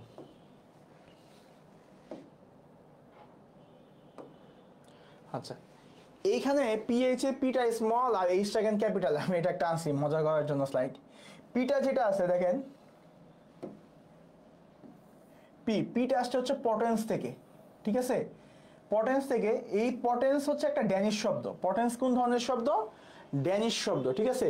যেহেতু পটেন্স ড্যানিশ শব্দ, এই পটেন্স মানে হচ্ছে পাওয়ার, পটেন্স ইংলিশ মানে হচ্ছে পাওয়ার, বুঝছেন? আচ্ছা, আর এই জিনিসটা আবিষ্কার করছিলেন হচ্ছে বিজ্ঞানী সোরেনসেন, এটা আপনারা ইন্টারমিডিয়েটে অনেকে পড়ছেন, হ্যাঁ? পিএইচ স্কেলের আবিষ্কার করছেন হচ্ছে বিজ্ঞানী সোরেনসেন। আচ্ছা, এই বিজ্ঞানী সোরেনসেন যেহেতু ড্যানিশ, সে এই পিটা হচ্ছে পাওয়ার হিসেবে দেখছে। তো পাওয়ারকে ইয়াতে ড্যানিশ ভাষায় বলে হচ্ছে পোটেন্স। আচ্ছা, এই আর এইচ দিয়ে তো আমাদের হাইড্রোজেন বোঝায়, ঠিক আছে? বিদে হচ্ছে হাইড্রোজেন বোঝায়, কারণ হাইড্রোজেনটা একটা কেমিক্যাল সিম্বল। এখন আপনি যদি এই এইচটা এইভাবে লিখেন, এটা দিকে হাইড্রোজেন বোঝাবে, এটাতে কিন্তু কোনো হাইড্রোজেন বোঝাবে না। হাইড্রোজেন যদি বোঝাই তাহলে এইচ লিখতে হবে, তাহলে এই এইচটা আসছে হচ্ছে হাইড্রোজেনের এইচ, আর পিটা যেহেতু পোটেন্স থেকে আসছে, দ্যাট মিনস পাওয়ার থেকে আসছে, তাহলে এটা হচ্ছে ছোট হাতে, ঠিক আছে? আচ্ছা, এটা ক্লিয়ার কিনা? এটা আশা করি বুঝছেন আপনারা সবাই। আচ্ছা, এখানে যেটা বলা হয়েছে যে পিএইচ এর একটা আমি ইয়ে দিয়েছি, এটা হারবারে আছে, এই ছবিটা দেখবেন আপনারা। আচ্ছা, তো পিএইচ হচ্ছে নিউট্রাল যেটা আছে, এখানে 7 এর কথা বলা হয়েছে, হ্যাঁ, পিওর ওয়াটারের পিএইচ যেটা। তো এর থেকে কম যদি হয়, 7 এর চেয়ে কম হয়, তাহলে হচ্ছে সেটা অ্যাসিডিক, আর 7 এর চেয়ে যদি বেশি হয়, এদিকে যায়, তাহলে হচ্ছে আমাদের বেসিক। ওকে, আচ্ছা, এই যে এখানে বলা হয়েছে যদি পিএইচ 7 এর চেয়ে হচ্ছে কম হয়, তাহলে হচ্ছে অ্যাসিড, আর 7 এর চেয়ে বেশি হলে হচ্ছে বেস। এটা আমি আবার বললাম আর কি। আচ্ছা, এটা আপনারা জানেন সবাই, সমস্যা নেই। এই স্লাইড দেখা যায় কিনা আমি জানি না, দেখা যাবে কিনা, স্লাইড আমি দিয়ে দিবনি। এখানে হচ্ছে বডি ফ্লুইডের বিভিন্ন পিএইচ, ঠিক আছে? তো ব্লাডের পিএইচ হচ্ছে আমরা যেটা জানি, এটা খুব ইম্পর্টেন্ট, ব্লাডের পিএইচ জানা। ব্লাডের পিএইচটা হচ্ছে 7.35 থেকে 7.45। তো আপনারা চেষ্টা করবেন সবসময় হচ্ছে রেঞ্জে বলার জন্য, যেহেতু মেডিকেলে আসছেন সবসময় রেঞ্জে বলবেন। এখানে স্পেসিফিক ভ্যালু আছে, হ্যাঁ, অ্যাপারেন্ট একটা ভ্যালু দেওয়া আছে, বাট এটা তেমন ইম্পর্টেন্ট না। আপনি মাথায় রাখবেন সবসময় হচ্ছে এই রেঞ্জে বলার জন্য, এটা খুব ইম্পর্টেন্ট। 7.35 থেকে 7.45, আর এটা হচ্ছে ইউরিনের 7.5 থেকে 4.5 থেকে 6.8, 4.5 থেকে 6.8। বাট যারা স্ট্রিক্ট ভেজিটেরিয়ান, শুধুমাত্র শাকসবজি খায়, তাদের পিএইচ কিন্তু 8 হতে পারে। এখানে এটা কারণটা হচ্ছে, তো যারা ভেজিটেরিয়ান, হ্যাঁ, পিওর ভেজিটেরিয়ান, তারা কিন্তু মাংস খায় না। তো মাংস যেগুলি আছে, মাংস জাতীয় পদার্থ, দ্যাট মিনস প্রোটিন এবং লিপিড, ঠিক আছে? এই প্রোটিন এবং লিপিড থেকে হচ্ছে প্রচুর পরিমাণে অ্যাসিড তৈরি হয়। আমি আপনাদের কতক্ষণ আগে বলছি, প্রোটিন এবং লিপিড থেকে প্রচুর পরিমাণে অ্যাসিড তৈরি হয়। যেহেতু সে প্রোটিন আর লিপিড খাই না, তাহলে তার অ্যাসিড তৈরি কম হয়। যেহেতু অ্যাসিড কম তৈরি হয়, তাহলে হচ্ছে তার পিএইচটা 8 পর্যন্ত যেতে পারে। এটা হচ্ছে বেসিক পিএইচের দিকে। ওকে, আচ্ছা, এই দুইটা মেইনলি জানলে চলবে। আচ্ছা, এবার আসেন হচ্ছে এই যে পিএইচ, এই পিএইচটা আমাদের কেন লাগবে? এখন কথা হচ্ছে পিএইচটা খুব ইম্পর্টেন্ট। কেন ইম্পর্টেন্ট? বডি হোমিওস্টেসিস, আপনারা ফিজিওলজি ক্লাস যারা করছেন তারা হচ্ছে ভাই তোফাল ভাই বলেছেন যে হোমিওস্টেসিস নিয়ে। তো হোমিওস্টেসিস হচ্ছে বডির সব কিছুই একটা তার নির্দিষ্ট একটা মাত্রা আছে বা রেঞ্জ আছে, সেটার মধ্যে থাকতে পছন্দ করে। এটা মেনটেন করার জন্য পিএইচ হচ্ছে খুব ইম্পর্টেন্ট। অ্যাপ্রোপ্রিয়েট পিএইচ হচ্ছে necessary for homeostasis. Okay, 2 number যেটা আছে, বায়োকেমিক্যাল রিঅ্যাকশনকে পিএইচ কন্ট্রোল করে। বায়োকেমিক্যাল রিঅ্যাকশনকে হচ্ছে পিএইচ কন্ট্রোল করে। ওকে, এটা আপনারা মাথায় রাখবেন, এটা আমি অনেক এক্সাম্পল দিব সামনে, সমস্যা নেই। আচ্ছা, তাহলে কি কি কন্ট্রোল করে? কন্ট্রোল করে হচ্ছে 3টা জিনিস, দেখেন। একটা হচ্ছে বায়োকেমিক্যাল রিঅ্যাকশন, এটাকে দেন 1। 2 নাম্বার হচ্ছে এনজাইমের অ্যাক্টিভিটি, 3 নাম্বার হচ্ছে সেলুলার ভায়াবিলিটি। আচ্ছা, এই 3টে জিনিস খুব স্ট্রিক্টলি মেনটেন করে হচ্ছে আমাদের পিএইচ। বায়োমলিকুলার রিয়াকশন নর্মালি দেখা যায় প্রতিটা রিয়াকশনের একটা অপটিমাম পিএইচ থাকে, প্রতিটা রিয়াকশনের একটা অপটিমাম পিএইচ থাকে। যেহেতু প্রত্যেকটা রিয়াকশন অপটিমাম পিএইচ আছে, সুতরাং পিএইচ যদি চেঞ্জ হয়ে যায় তাহলে কিন্তু রিয়াকশনটা হবে না, ওই রিয়াকশনটা হবে না। আচ্ছা, 2 নাম্বার হচ্ছে এনজাইমেটিক অ্যাক্টিভিটি। এনজাইমের একটা নির্দিষ্ট পিএইচ আছে। আপনারা জানেন সব এনজাইমই হচ্ছে এক ধরনের প্রোটিন, সব এনজাইমই এক ধরনের প্রোটিন। যেহেতু এনজাইম এক ধরনের প্রোটিন, সেহেতু এটা গঠনের উপর পিএইচ এর ভূমিকা আছে। যদি তার ওই নির্দিষ্ট অপটিমাম পিএইচ এর যে রেঞ্জ আছে সেটা থেকে কম বা বেশি হয়, তাহলে সেই এনজাইম কাজ করবে না। এনজাইম কাজ না করলে বায়োকেমিক্যাল রিঅ্যাকশন হবে না। আচ্ছা, এরপর বলছে হচ্ছে এই 7.35 থেকে 7.45 এর মধ্যে হচ্ছে মেনটেন করতে হবে পিএইচ কে। এর যদি এর চেয়ে খুব কম হয়ে যায় বা খুব বেশি হয়ে যায় তাহলে কিন্তু পেশেন্ট মারাও যেতে পারে, পেশেন্ট কোমাতে চলে যেতে পারে। হ্যাঁ, আচ্ছা, যদি পিএইচ 7.35 এর চেয়ে কম হয়, 7.35 এর চেয়ে কম হয়, তাহলে সেটাকে বলা হচ্ছে অ্যাসিডোসিস। কি বলে? অ্যাসিডোসিস। অ্যাসিডোসিসের দুটো এক্সাম্পল, একটা হচ্ছে ডায়াবেটিক কিটো অ্যাসিডোসিস আর 2 নাম্বার হচ্ছে ল্যাকটিক অ্যাসিডোসিস। দুটো এক্সাম্পল দেওয়া হয়েছে, এটা আপনি আস্তে আস্তে পরে কাটে জানতে পারবেন। ঠিক আছে, ডায়াবেটিস কিটো অ্যাসিডোসিস হচ্ছে যখন খুব হাই ব্লাড সুগার থাকে তখন হচ্ছে আমাদের ডায়াবেটিসে কিটোন বডি তৈরি হয়। হ্যাঁ, কিটো অ্যাসিড তৈরি হয়। ওই কিটো অ্যাসিড যখন অ্যাকুমুলেশন হয় তখন তাকে বলা হচ্ছে কিটো অ্যাসিডোসিস। আর আমাদের কিডনির সমস্যা বা অনেক ক্ষেত্রে দেখা যায় হচ্ছে ল্যাকটিক অ্যাসিডের পরিমাণ অনেক বাইরে যায়, তখন সেটা বলা হচ্ছে ল্যাকটিক অ্যাসিডোসিস। আর যদি 7.45 এর চেয়ে বেশি হয়, 7.45 এর চেয়ে যদি পিএইচ বেশি হয় তাহলে হচ্ছে কি হবে? আমাদের অ্যালকালোসিস হবে। কি হবে? অ্যালকালোসিস। ঠিক আছে, কারণ হচ্ছে ওই গ্যাস্ট্রিক কন্টেন্ট যেগুলো আছে, আমি যে বমি করছেন সেটা বের হয়ে যাবে। আচ্ছা, এটা গেল। এখন যেটা আসবো সেটা হচ্ছে ওয়াটার পিএইচ ডিটারমিনেশন। এই কোশ্চেন রিটেনে আসতে পারে। এখন কথা হচ্ছে আপনারা একটা কোশ্চেন করবেন আমাকে, সবাই আমি জানি মেডিকেলের কোনো পরীক্ষায় কোনো ক্যালকুলেটর নিতে পারবেন না। কি পারবেন না? ক্যালকুলেটর নিতে পারবেন না। কিন্তু এখানে কিছু ম্যাথ আসে, তো এই ম্যাথগুলো হচ্ছে বারবার প্র্যাকটিস করতে হবে। আপনি যদি ম্যাথগুলো বারবার প্র্যাকটিস করেন তাহলে হচ্ছে এমনি পাবেন পরীক্ষা হলে। আচ্ছা, এই স্লাইডটা মনে একটু ছোট হয়েছে, আমি একটু বড় করার চেষ্টা করি। হ্যাঁ,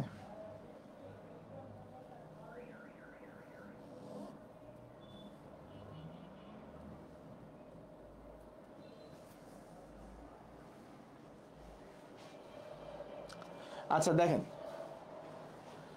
তো পিওর ওয়াটার যেটা আছে, পিওর ওয়াটার দ্যাট মিনস হচ্ছে H2O। হ্যাঁ, H2O হচ্ছে ডিসোসিয়েটেড হয়ে H প্লাস আর OH মাইনাসে পরিণত হয়। H2O ডিসোসিয়েশনের মাধ্যমে H প্লাস আর OH মাইনাসে পরিণত হয়। আচ্ছা, এখন ভরক্রিয়া সূত্র বা হচ্ছে law of mass action, law of mass action নিয়ে আপনারা সবাই পরিচিত, ভরক্রিয়া সূত্র পড়ছেন। তো ভরক্রিয়া সূত্র অনুসারে এটা লেখা যায় না, এখান থেকে K equal to H plus concentration into OH minus concentration divided by concentration of H2O। ভরক্রিয়া সূত্র অনুসারে এটা লেখা যায় কিনা? আশা করি যায়। আচ্ছা, তো এই H2ওটাকে আপনি এই পাশে গুণ করে দেন, H2ওটাকে এই পাশে গুণ করে আনেন।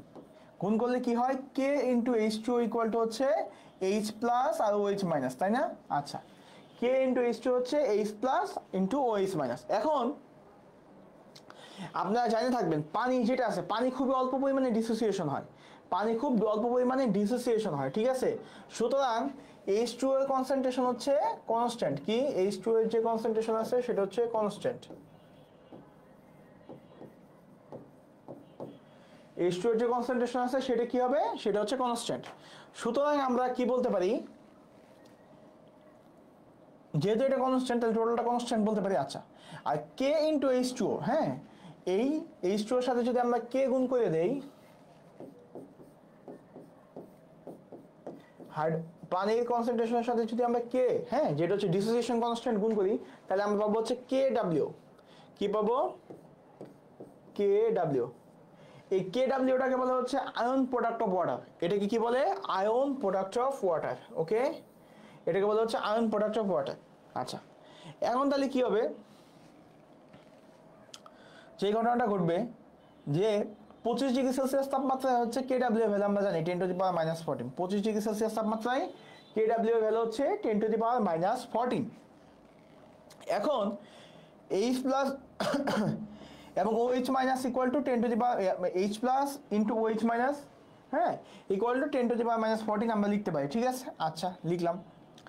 আবার যেহেতু H2O বেশি পরিমাণে ডিসোসিয়েশন হয় না এবং হচ্ছে এটা মোটামুটি কনস্ট্যান্ট থাকে, এটা ঘনমাত্রা, সুতরাং H প্লাসের ঘনমাত্রা সমান OH আয়নের ঘনমাত্রা, H প্লাসের ঘনমাত্রা আর OH আয়নের ঘনমাত্রা হচ্ছে সমান হবে। তাহলে আমরা কি লিখতে পারি, H plus square equal to 10 to the power minus 14, এটাকে রুট ওভার করে দিলে আসে হচ্ছে H plus equal to H প্লাসের কনসেন্ট্রেশন আসে হচ্ছে 10 to the power minus 7। H প্লাসের কনসেন্ট্রেশন কত আসে, H প্লাসের কনসেন্ট্রেশন আসে হচ্ছে 10 to the power minus 7, H প্লাসের কনসেন্ট্রেশন আসতেছে হচ্ছে 10 টু দি পাওয়ার মাইনাস 7। এটাকে যদি আমরা লগ নেই তাহলে হচ্ছে pH ইকুয়াল টু পাবো হচ্ছে minus log 10 to the power minus 7। তাইলে pH এর ভ্যালু আসবে হচ্ছে 7, pH এর ভ্যালু কত আসবে 7। তাহলে ওয়াটারের pH হচ্ছে 7, যেটা হচ্ছে নিউট্রাল। আচ্ছা এটা বুঝছেন কিনা, এটার কারো কোনো কোশ্চেন আছে কিনা এটা একটু বলেন তো, এইখানে কারো কোনো কোশ্চেন আছে কিনা এটা একটু বলেন।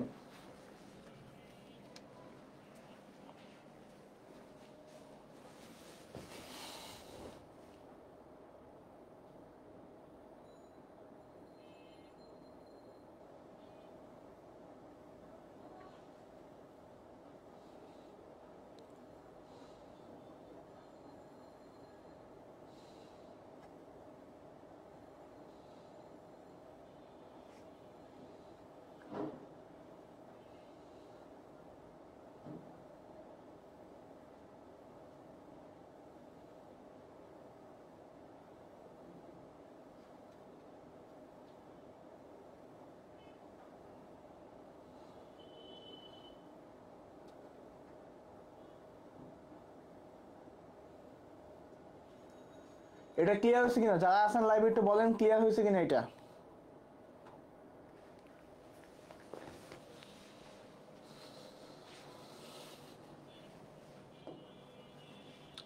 আচ্ছা এই যে কেডব্লিউটা আমি এটা আলোচনা করছি, কেডব্লিউ হচ্ছে আয়ন প্রোডাক্ট অফ ওয়াটার। কেডব্লিউ কি, কেডব্লিউ হচ্ছে আয়ন প্রোডাক্ট অফ ওয়াটার। কেডব্লিউ সমান হচ্ছে H plus ion concentration into OH minus concentration, যেটা 10 টু দি পাওয়ার মাইনাস 14 হচ্ছে 25 ডিগ্রিতে। কত ডিগ্রিতে, এটা হচ্ছে 25 ডিগ্রিতে। আচ্ছা কেডব্লিউ যেটা আছে সেটা এফেক্ট করতে পারে হচ্ছে টেম্পারেচার, টেম্পারেচার চেঞ্জ হলে কেডব্লিউ চেঞ্জ হবে, প্রেসার চেঞ্জ হলে চেঞ্জ হবে, আর এটা হচ্ছে আয়নিক স্ট্রেন্থ চেঞ্জ হলে চেঞ্জ হয়ে যাবে, ঠিক আছে। এই তিনটে জিনিস হলো কেডব্লিউ করে, এটা এমসিকিউ লাগতে পারে, কিসে লাগতে পারে, এমসিকিউ। আচ্ছা গেল। এরপর হচ্ছে পিএইচ যেটা আছে আমি বলছি ব্লাডের পিএইচ হচ্ছে 7.35 থেকে 7.45, এটা আমি আগেও বলছি। যদি পিএইচটা 6.8 এর নিচে নামে যায়, হ্যাঁ 7.35 থেকে 6.8 এর নিচে নামে গেল তাহলে হচ্ছে পেশেন্ট মারা যাবে। আবার যদি 8 এর বেশি হয় তাহলে মারা যাবে। এটা very very important information. PH range খুবই একটা নির্দিষ্ট লেভেলের মধ্যে মেনটেন করতে হয়, না করলে কিন্তু অনেক সমস্যা। আচ্ছা অ্যাসিডোসিস হবে হচ্ছে 7.35 এর নিচে, আর অ্যালকালোসিস হবে 7.45 এর উপরে, ঠিক আছে। আচ্ছা তাহলে কি হলো, পিএইচ ব্লাডের পিএইচ হচ্ছে 7.35 থেকে 7.45। যদি 6.8 এর নিচে বা 8 এর বেশি হয় তাহলে হচ্ছে পেশেন্ট মারা যেতে পারে। আর আমরা অ্যাসিডোসিস বলবো হচ্ছে 7.35 এর নিচে নামলেই, অ্যালকালোসিস বলবো হচ্ছে 7.45 এর উপরে উঠলেই। এখানে আপনারা একটা জিনিস আমি দেখছি, ভমিটিং আর এটা হচ্ছে ডায়রিয়া। সাপোজ কারো প্রচুর ভমিটিং হলো বা প্রচুর বমি করলো, পেশেন্ট যদি কেউ যদি বমি করে তাহলে নর্মালি যে জিনিসটা হয় তার পাকস্থলী বা স্টোমাক থেকে হচ্ছে যে কন্টেন্টগুলো আছে সেগুলো বাইরে বেরোয় যায়, স্টোমাক থেকে কন্টেন্টগুলো হচ্ছে বাইরে বেরোয় যায়। এখন স্টোমাকের আমরা কি জানি, স্টোমাকের হচ্ছে আমাদের পিএইচ হচ্ছে অ্যাসিডিক, হ্যাঁ পিএইচ হচ্ছে অ্যারাউন্ড 2 এর মতো আমরা এটা পড়ে আসছি। তাইলে কি হয়, জালি স্টোমাকে হচ্ছে প্রচুর পরিমাণে অ্যাসিড থাকে, স্টোমাকে হচ্ছে প্রচুর পরিমাণে অ্যাসিড থাকে। কি অ্যাসিড থাকে, HCl বা হাইড্রোক্লোরিক অ্যাসিড থাকে। এই হাইড্রোক্লোরিক অ্যাসিড বা HCl, ঠিক আছে, এই হাইড্রোক্লোরিক অ্যাসিড বা HCl যেটা আছে, এই HClটা হচ্ছে বের হয়ে যায় বমির সাথে, বমির সাথে হচ্ছে বের হয়ে যায়। যেহেতু বের হয়ে যায় সুতরাং বডিতে H প্লাসের পরিমাণ কমে। H প্লাসের পরিমাণ যদি কমে যায় তাহলে কম্পারেটিভলি বা রিলেটিভলি আমাদের যে বেজ আছে বেজের পরিমাণ বাইরে যায়। অ্যাসিডের পরিমাণ কমলে কম্পারেটিভলি বেজের পরিমাণ অনেক বেশি বাইরে যাবে। তার কারণে হচ্ছে কি হবে, আমাদের মেটাবলিক অ্যালকালোসিস হবে। কি হবে, অ্যালকালোসিস হবে। আচ্ছা আবার যদি দেখেন কারো ডায়রিয়া হয়েছে, ডায়রিয়াতে তো ফ্লুইডি বডি থেকে বাইরে হয়ে যায়, তাই না? তো ডায়রিয়াতে তো অ্যালকালোসিস হতে পারতো, কিন্তু তা কিন্তু হয় না। আপনারা জানবেন যে ইন্টেস্টাইন যেটা আছে বা ক্ষুদ্রান্ত যেটা আছে, হ্যাঁ ক্ষুদ্রান্তের পিএইচ কিন্তু হচ্ছে 7 এর চেয়ে বেশি, মানে হচ্ছে এটা বেসিক পিএইচ থাকে। কি পিএইচ থাকে? বেসিক পিএইচ থাকে, এটা আপনারা পড়ছেন। আচ্ছা, ক্ষারীয় একটা পরিবেশ থাকে, যেহেতু ক্ষারীয় পরিবেশ থাকে সুতরাং ডায়রিয়াতে হচ্ছে আমাদের স্মল ইন্টেস্টাইন থেকে নিচের দিকে যত কন্টেন্ট আছে সেগুলি বের হয়ে যায়। যেহেতু সে ধরনের কন্টেন্ট বের হয় তাহলে হচ্ছে কি লস হয়? বাইকার্বনেট লস হয়। কি লস হয়? বাইকার্বনেট। আচ্ছা, যেহেতু বাইকার্বনেট লস হয় সুতরাং হচ্ছে আমাদের অ্যাসিডোসিস হবে, মানে যদি আমাদের বেজের পরিমাণ কমে যায় তাহলে হচ্ছে কম্পারেটিভলি অ্যাসিডের পরিমাণ বেড়ে যাবে, তার ফলে হচ্ছে আমাদের অ্যাসিডোসিস হবে। কি হবে? অ্যাসিডোসিস। ওকে, এটা ক্লিয়ার কিনা? এটা বুঝছেন কিনা সবাই একটু বলেন।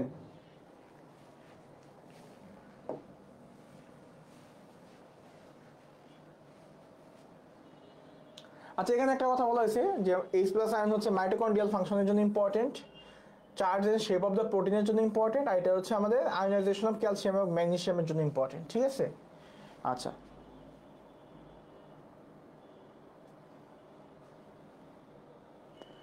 মাইটোকন্ড্রিয়ার যে ফাংশন আছে সেটা যদি H+ এর আমাদের হোমিওস্ট্যাসিস না মেনটেন হয়, বুঝছেন, মানে হাইড্রোজেনের পরিমাণ যদি খুব বেশি বাইরে যায় বা কমে যায় তাহলে কিন্তু করতে পারবে না। মাইটোকন্ড্রিয়া যদি কাজ না করতে পারে, মাইটোকন্ড্রিয়াকে কি বলা হয়? কোষের শক্তি ঘর বলা হয়, তাই না? পাওয়ার হাউস বলা হয়। মাইটোকন্ড্রিয়া কাজ না করতে পারলে দেখা যাবে ঠিকমতো সেল তার এনার্জি বাড়ছে না, এটা দেখা যাবে। আচ্ছা, সাইজের shape of the protein change হয়, এটা খুব ইম্পর্টেন্ট। প্রোটিনের সাইজ এবং শেপ হচ্ছে পিএইচ এর সাথে চেঞ্জ হয়।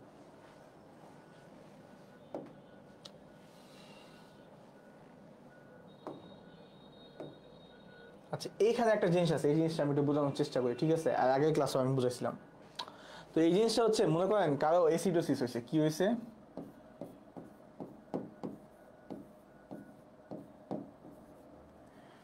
কারো কি হইলো? অ্যাসিডোসিস হইলো। আচ্ছা, তো অ্যাসিডোসিস বা অ্যালকালোসিস আমরা সবসময় ব্লাডের সাপেক্ষে চিন্তা করবো। কিসের সাপেক্ষে চিন্তা করবো? ব্লাড। ব্লাড বা হচ্ছে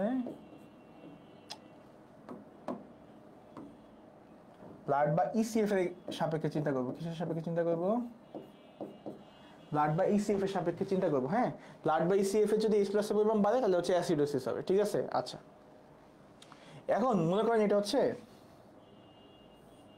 এটা একটা রক্তনালী, ব্লাড ভেসেল। এটা কি? রক্তনালী বা ব্লাড ভেসেল। এটার পাশে একটা কোষ আছে, এটা হচ্ছে একটা কোষ আছে, ঠিক আছে? এটা একটা সেল, এটা একটা নিউক্লিয়াস হয়, ঠিক আছে? আচ্ছা, এখন যদি ব্লাডে H+ এর পরিমাণ অনেক বাইরে যায়,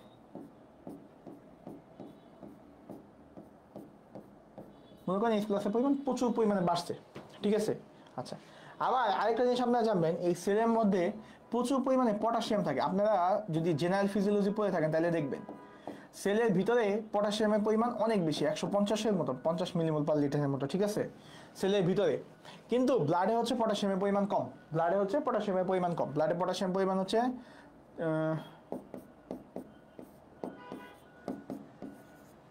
3.5 থেকে 5.3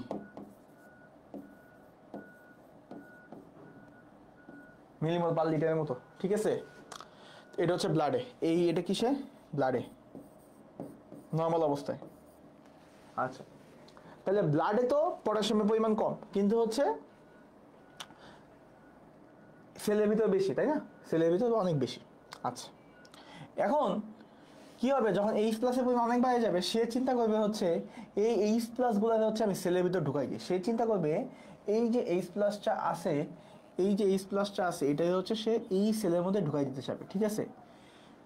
এই H+ গুলোকে সে কি চাবে? এই সেলের মধ্যে ঢুকাই দিতে চাবে। ওকে, বোঝা যাচ্ছে? আচ্ছা, যখন সে H+ ঢুকাই দিবে, যখনই H+ ঢুকাইতে যাবে সাথে সাথে হচ্ছে চার্জের সমতার জন্য এই পটাশিয়ামগুলা ইয়েতে চলে যাবে, পটাশিয়ামগুলা ব্লাডে চলে যাবে, পটাশিয়াম চলে যাবে ব্লাডে যাবে। দেখেন দুইটা H+ ভিতরে আসছে, দুইটা পটাশিয়াম হচ্ছে ব্লাডে চলে গেল। তাইলে যেই ঘটনাটা এখানে ঘটলো, ব্লাডে পটাশিয়ামের পরিমাণ বাইরে গেল, ব্লাডে বা হচ্ছে আমাদের ইসিএফ যেটা আছে পটাশিয়ামের পরিমাণ বাইরে গেল। যদি এইভাবে ব্লাডে পটাশিয়ামের পরিমাণ বাইরে যায় তাহলে হচ্ছে আমরা কি বলি? হাইপার ক্যালামিয়া। তাহলে কি বলি আমরা? হাইপার ক্যালামিয়া। বুঝতে পারছেন? যদি পটাশিয়ামের পরিমাণ বাইরে যায় তাকে বলে হাইপার ক্যালামিয়া। আচ্ছা, তো কি ঘটনা ঘটছিল নর্মালি আমি আবার একটু বলার চেষ্টা করি। আচ্ছা, পরে অ্যালকালোসিসটা বলি, এরপরে একবারে রিভিউ করে দেবনি। ওকে, আচ্ছা, অ্যালকালোসিস আসেন। অ্যালকালোসিস যদি হয় তাহলে যে ঘটনাটা দেখা যায় যে H+ এর পরিমাণ ইয়েতে খুবই কমে যায়। H+ এর পরিমাণ আমাদের ব্লাডে খুব কমে যায়। যখন ব্লাডে এইচ প্লাসের পরিমাণ কমে যায় তখন যে জিনিসটা ঘটে, সেল থেকে এইচ প্লাসগুলো হচ্ছে ব্লাডে যায়, সেল থেকে এইচ প্লাসগুলো ব্লাডে যায়।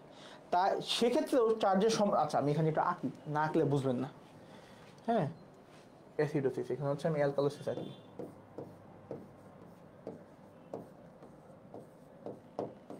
অ্যালকালোসিস, অ্যালকালোসিসে যে এটা আছে সেটা হচ্ছে আপনি চিন্তা করেন এটা হচ্ছে একটা ব্লাড ভেসেল, এটা একটা সেল, এটা নিউক্লিয়াস।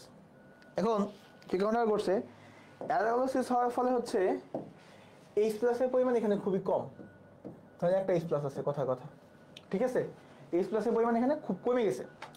তখন কি হবে, এই সেলের ভিতর যে এইচ প্লাস, আমরা তো বলছি সেলের ভিতর প্রচুর পরিমাণে কি থাকে,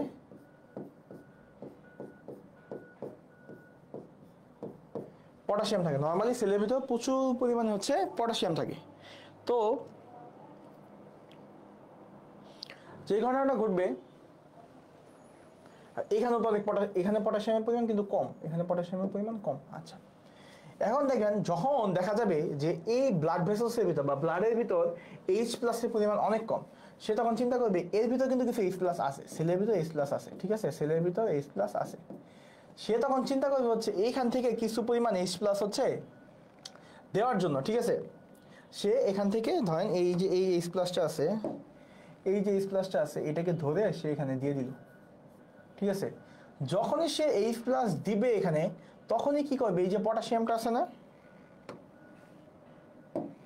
এই যে পটাশিয়ামটা আছে না, পটাশিয়ামটা হচ্ছে সেলের ভিতরে ঢুকে যাবে।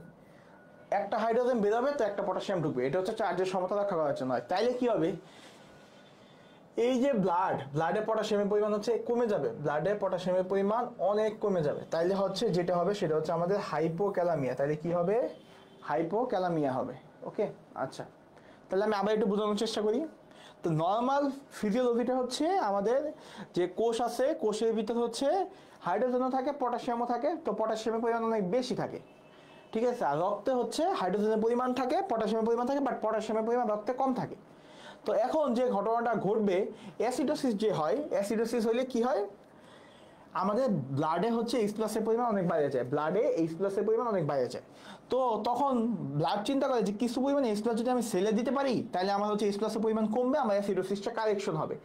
আচ্ছা, তো সে কি করবে, সে এইচ প্লাসগুলোকে যখন সেলের ভিতর পাঠাই দিবে, তখন সেলগুলো চার্জের সমতা রক্ষা করার জন্য পটাশিয়ামকে হচ্ছে ব্লাডে পাঠাবে, পটাশিয়ামকে ব্লাডে পাঠাবে, যার ফলে ব্লাডে যখন পটাশিয়ামের পরিমাণ বাইরে যাবে তখন হচ্ছে আমাদের হবে হাইপার ক্যালামিয়া। তখন কি হবে আমাদের হাইপার ক্যালামিয়া।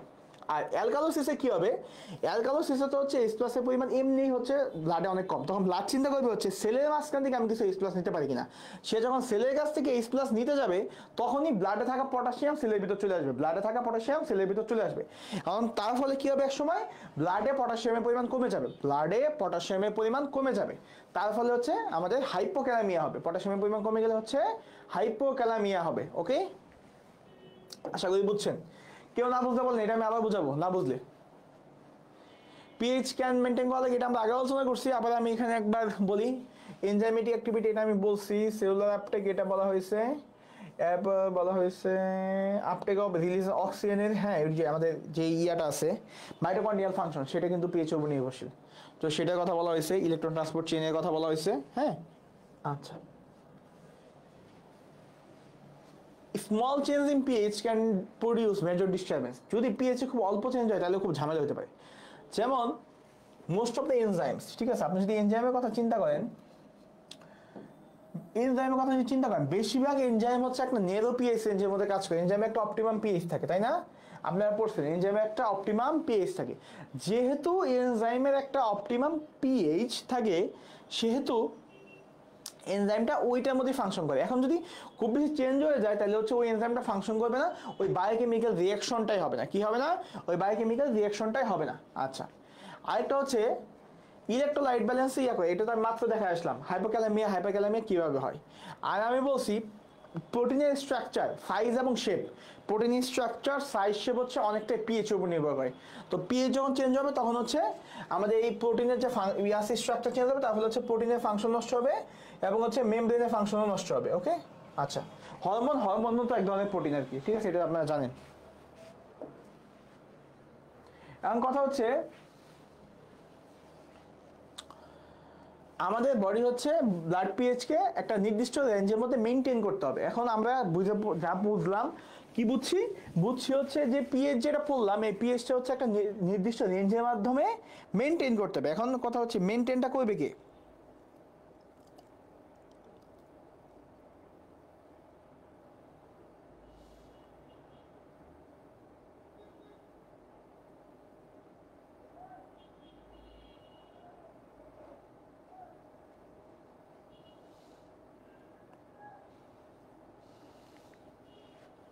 আচ্ছা, তাহলে আমরা বুঝলাম হচ্ছে পিএইচটা একটা নির্দিষ্ট রেঞ্জের মধ্যে মেনটেন করতে হবে। এই মেনটেন করার কাজটা কি করবে?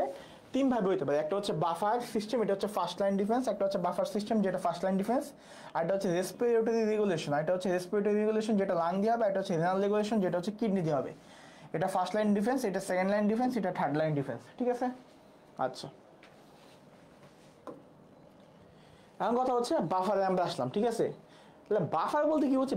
বাফার বলতে বুঝি হচ্ছে ability of a solution to racist sudden changes in pH. Ability of solution to racist sudden changes in pH. এই পিএইচ এর যে সাডেন চেঞ্জ হয়, এই চেঞ্জটাকে হচ্ছে সে রেসিস্ট করতে পারে বা প্রতিরোধ করতে পারে, সেটা হচ্ছে বাফারের কাজ। আচ্ছা, তাহলে বাফারের সলিউশন ডেফিনেশন আমরা কি বলবো? এটা হচ্ছে definition of buffer.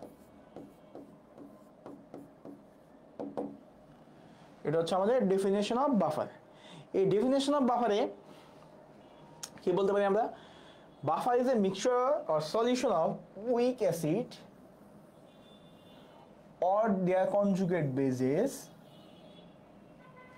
or of, হ্যাঁ, তাহলে হচ্ছে বাফার কি দিয়ে গঠিত হতে পারে? উইক অ্যাসিড এবং তার কনজুগেট বেস নিয়ে। কি দিয়ে গঠিত হতে পারে?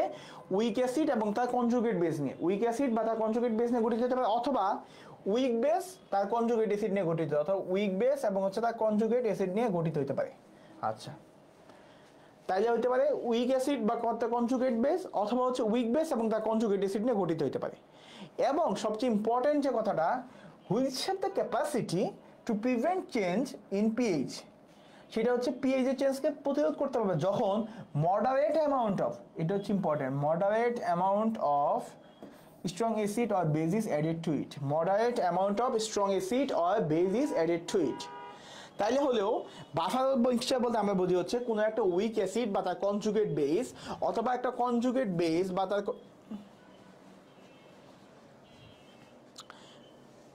একটা কনজুগেট বেস বা সরি একটা হচ্ছে উইক অ্যাসিড বা তার কনজুগেট বেস, অথবা হচ্ছে একটা উইক বেস তার কনজুগেট অ্যাসিডের মিশ্রণ নিয়ে গঠিত হবে। সেই মিশ্রণের ক্ষমতা থাকতে হবে, কি ক্ষমতা? সে পিএইচ চেঞ্জকে রেসিস্ট করবে বা প্রতিরোধ করবে যদি মডারেট অ্যামাউন্টের স্ট্রং অ্যাসিড বা বেস যুক্ত করা হয়। এখানে ইম্পর্টেন্ট, মডারেট অ্যামাউন্ট ওয়ার্ডটা খুব ইম্পর্টেন্ট। এখন তুমি মনে করো একটা পিএইচ সলিউশন বানাইলা, হ্যাঁ, একটা বাফার বানাইছো, হ্যাঁ, পিএইচ দিয়ে একটা বাফার বানাইলাম, হ্যাঁ, পিএইচ মাইপি বাফার বানাইলা, যেটা কাজ করতে হবে। তুমি সেটার ভিতরে মনে করো 2 লিটার এই হাইড্রোক্লোরিক অ্যাসিড ঢেলে দিলা, তখন কিন্তু সেটা পিএইচ পরিবর্তন চেঞ্জ করার ক্ষমতা নাই। এই জন্য আসছে হচ্ছে moderate amount of strong acid আর base is added to it. ঠিক আছে, তাহলে আমরা বাফার বলতে কি বুঝি? বাফার হচ্ছে একটা উইক অ্যাসিড বা তার কনজুগেট বেসের মিক্সচার হবে, অথবা হইতে পারে হচ্ছে সে উইক বেস বা তার কনজুগেট অ্যাসিডের মিক্সচার হইতে পারে, যে মিক্সচারটা হচ্ছে পিএইচ এর পরিবর্তনকে রেসিস্ট করবে বা প্রতিরোধ করবে যদি moderate amount of strong acid বা বেস যুক্ত করা হয়। মডারেট অ্যামাউন্টের স্ট্রং অ্যাসিড বা বেস যুক্ত করা হয় তাহলে। ওকে,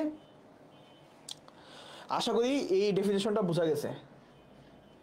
আচ্ছা, প্রপার্টিস অফ বাফার। বাফারের প্রপার্টিস কি? বাফারের প্রপার্টিস হচ্ছে, এক নাম্বার প্রপার্টিস হচ্ছে রেসিস্ট পিএইচ চেঞ্জ। পিএইচ চেঞ্জকে প্রতিরোধ করবে। কি করবে? পিএইচ চেঞ্জকে হচ্ছে সে প্রতিরোধ করবে। কি করবে? প্রতিরোধ করবে, রেসিস্ট করবে। কখন? যখন মডারেট বা স্মল অ্যামাউন্টে অ্যাসিড বা বেস যুক্ত হবে। 2 নম্বরের কথা বলছে হচ্ছে, 2 নম্বর যেটা বলছে সেটা হচ্ছে মেইনলি আমাদের বাফারের মেকানিজম। যে স্ট্রং অ্যাসিড যেটা আছে সেটা উইকার অ্যাসিড বা হচ্ছে উইকার বেসে পরিণত হবে। স্ট্রং অ্যাসিড যদি থাকে তাহলে সে হচ্ছে উইকার অ্যাসিডে পরিণত হবে, স্ট্রং বেস যদি থাকে তাহলে হচ্ছে সে উইকার বেসে পরিণত হবে। ওকে, এটা বলা হয়েছে। আচ্ছা, এবং বায়োলজিক্যাল সিস্টেমে পিএইচ মেনটেন করবে। তাহলে বাফারের প্রপার্টি কি কি আছে? এক নম্বর কথা হচ্ছে সে পিএইচ চেঞ্জকে প্রতিরোধ বা অ্যাসিস্ট করবে যদি এতে স্মল বা মডারেট অ্যামাউন্টে অ্যাসিড বা বেস যোগ করা হয়। 2 নম্বর পয়েন্ট হচ্ছে স্ট্রং অ্যাসিড বা বেস যদি থাকে, আমরা যোগ করি, মানে স্ট্রং অ্যাসিড বা বেস যদি যোগ করি সেটা হচ্ছে উইক অ্যাসিড বা উইক বেসে পরিণত হবে। আচ্ছা, দেখি আমরা এরপরে মেকানিজমের সময় আমাদের সব ক্লিয়ার হবে। আচ্ছা, এরপরে যে জিনিসটা সেটা টিচার খুবই জিজ্ঞেস করে ভাইবাতে, আইটেমের জন্য very very important, criteria of N ideal buffer. একটা আইডিয়াল বাফারের ক্রাইটেরিয়া হচ্ছে পিকে ভ্যালু বা সরি বাফারের যে পিকে ভ্যালু আছে, বাফারের যে পিকে ভ্যালু আছে সেটা হচ্ছে পিএইচ অফ দ্য সলিউশনের কাছাকাছি হবে, ঠিক আছে? বাফারের পিকে ভ্যালু হচ্ছে পিএইচ অফ দ্য সলিউশনের কাছাকাছি হবে, এটা বাফারিং ক্যাপাসিটিটা হায়ার হবে, আর সল্টের কনসেন্ট্রেশনটা হচ্ছে অ্যাসিডের কনসেন্ট্রেশন হচ্ছে বেশি হবে। এটা হচ্ছে আমাদের ক্রাইটেরিয়া, বাফারের আইডিয়াল ক্রাইটেরিয়া। কারণ এই ক্যাটাগরিগুলো যদি ফিল করে তাহলে হচ্ছে সে মোটামুটি বেশি পরিমাণ যদি অ্যাসিড বা বেস যোগ করে দেয় তাহলে হচ্ছে এটাকে রেসিস্ট করতে পারবে বা প্রতিরোধ করতে পারবে। তাহলে কি হইলো, পিকে অফ বাফার যেটা আছে সেটা হচ্ছে পিএইচ এর যত কাছাকাছি হবে তত ভালো। 2 নাম্বার হচ্ছে বাফারিং ক্যাপাসিটি বেশি থাকতে হবে। 3 নাম্বার হচ্ছে সল্টের কনসেন্ট্রেশন যেটা আছে সেটা অ্যাসিডের চেয়ে বেশি হইতে হবে। সল্টের কনসেন্ট্রেশন কি হইতে হবে, অ্যাসিডের চেয়ে বেশি হইতে হবে। বাফার সিস্টেমের মেকানিজম দেখো, আমরা তো বলছি বাফার হচ্ছে ফার্স্ট লাইন ডিফেন্স। কি ডিফেন্স? First line defence. ওকে, বাফার হচ্ছে ফার্স্ট লাইন ডিফেন্স, এই জিনিসটা মাথায় রাখো। বাফারগুলো হচ্ছে এইচ প্লাসকে ইলিমিনেট করতে পারে না, তারা ইলিমিনেট করতে পারে না কিন্তু নিউট্রাল করে রাখে। কি করে রাখে? নিউট্রাল করে রাখে, এটা একটা কথা। আচ্ছা, মেজর বাফার সিস্টেম হচ্ছে বাইকার্বনেট, ফসফেট এবং হচ্ছে প্রোটিন বাফার সিস্টেম। আমরা মনে রাখতে পারি হচ্ছে বিপিপি দিয়ে, বাইকার্বনেট, প্রোটিন, ফসফেট। ওকে, বাইকার্বনেট, প্রোটিন এবং হচ্ছে ফসফেট। আচ্ছা, এরপর হচ্ছে বাফারের কম্পোজিশন। আমি কতক্ষণ আগে এটা বললাম, বারবার বলার চেষ্টা করছি, আবার আমি এখানে দেখাচ্ছি। আমি এই জন্য বেশি স্লাইড আনছি যাতে পড়াটা মোটামুটি ক্লাসে মুখস্থ হয়ে যায়। দেখেন, বাফার হইতে হবে হচ্ছে একটা উইক অ্যাসিড বা তার কনজুগেট বেস নিয়ে। ওকে, উইক অ্যাসিড বা তার কনজুগেট বেস নিয়ে, অথবা উইক বেস এবং হচ্ছে তার কনজুগেট অ্যাসিড নিয়ে। ঠিক আছে, উইক বেস বা তার কনজুগেট অ্যাসিড নিয়ে। আচ্ছা, এবং যদি পিএইচ এর যে পরিবর্তন হবে, মডারেট অ্যামাউন্টের অ্যাসিড বা বেস যোগ করে পিএইচ এর পরিবর্তনকে সে রেসিস্ট করবে। এই হচ্ছে বাফারের কম্পোজিশন মেনলি। এখানে হচ্ছে আমাদের বডির বিভিন্ন বাফার সিস্টেমে কোনটা অ্যাসিড কোনটা বেস এটা দেখানো হয়েছে, এটা আপনারা দেখে নিয়ে। তাও ইম্পর্টেন্টটা বলি, বাইকার্বনেট হচ্ছে বাইকার্বনেট আয়ন যেটা আছে সেটা হচ্ছে বাফার বেস, আর অ্যাসিড হচ্ছে কার্বনিক অ্যাসিড, এটা সবচেয়ে important. Phosphate buffer, protein buffer, অক্সিমুল, এগুলি দেখে নিলেই হবে, আপনারা জানলেই হবে, এটা আপনি এমনি পারবেন।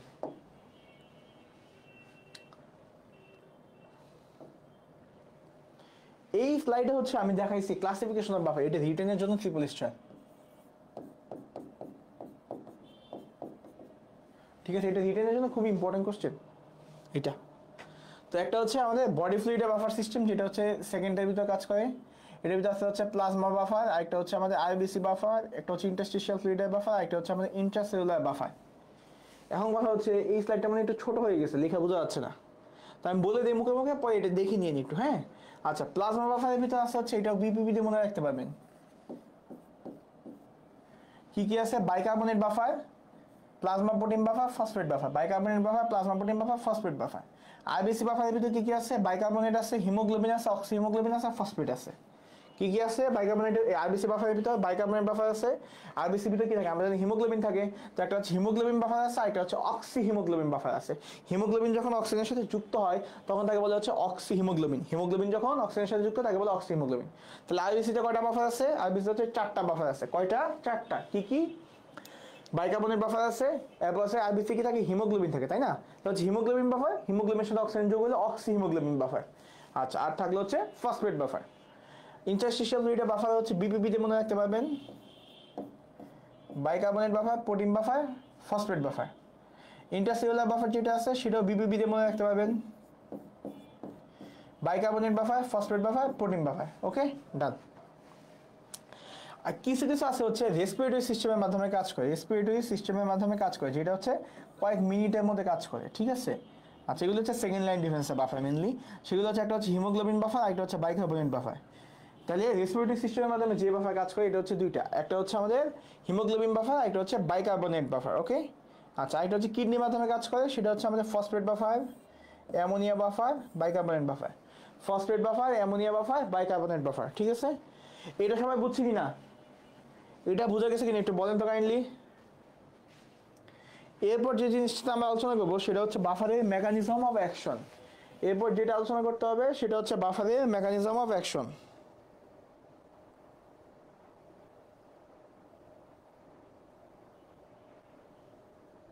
এটা ক্লিয়ার কিনা? লাইভ আছেন কেউ?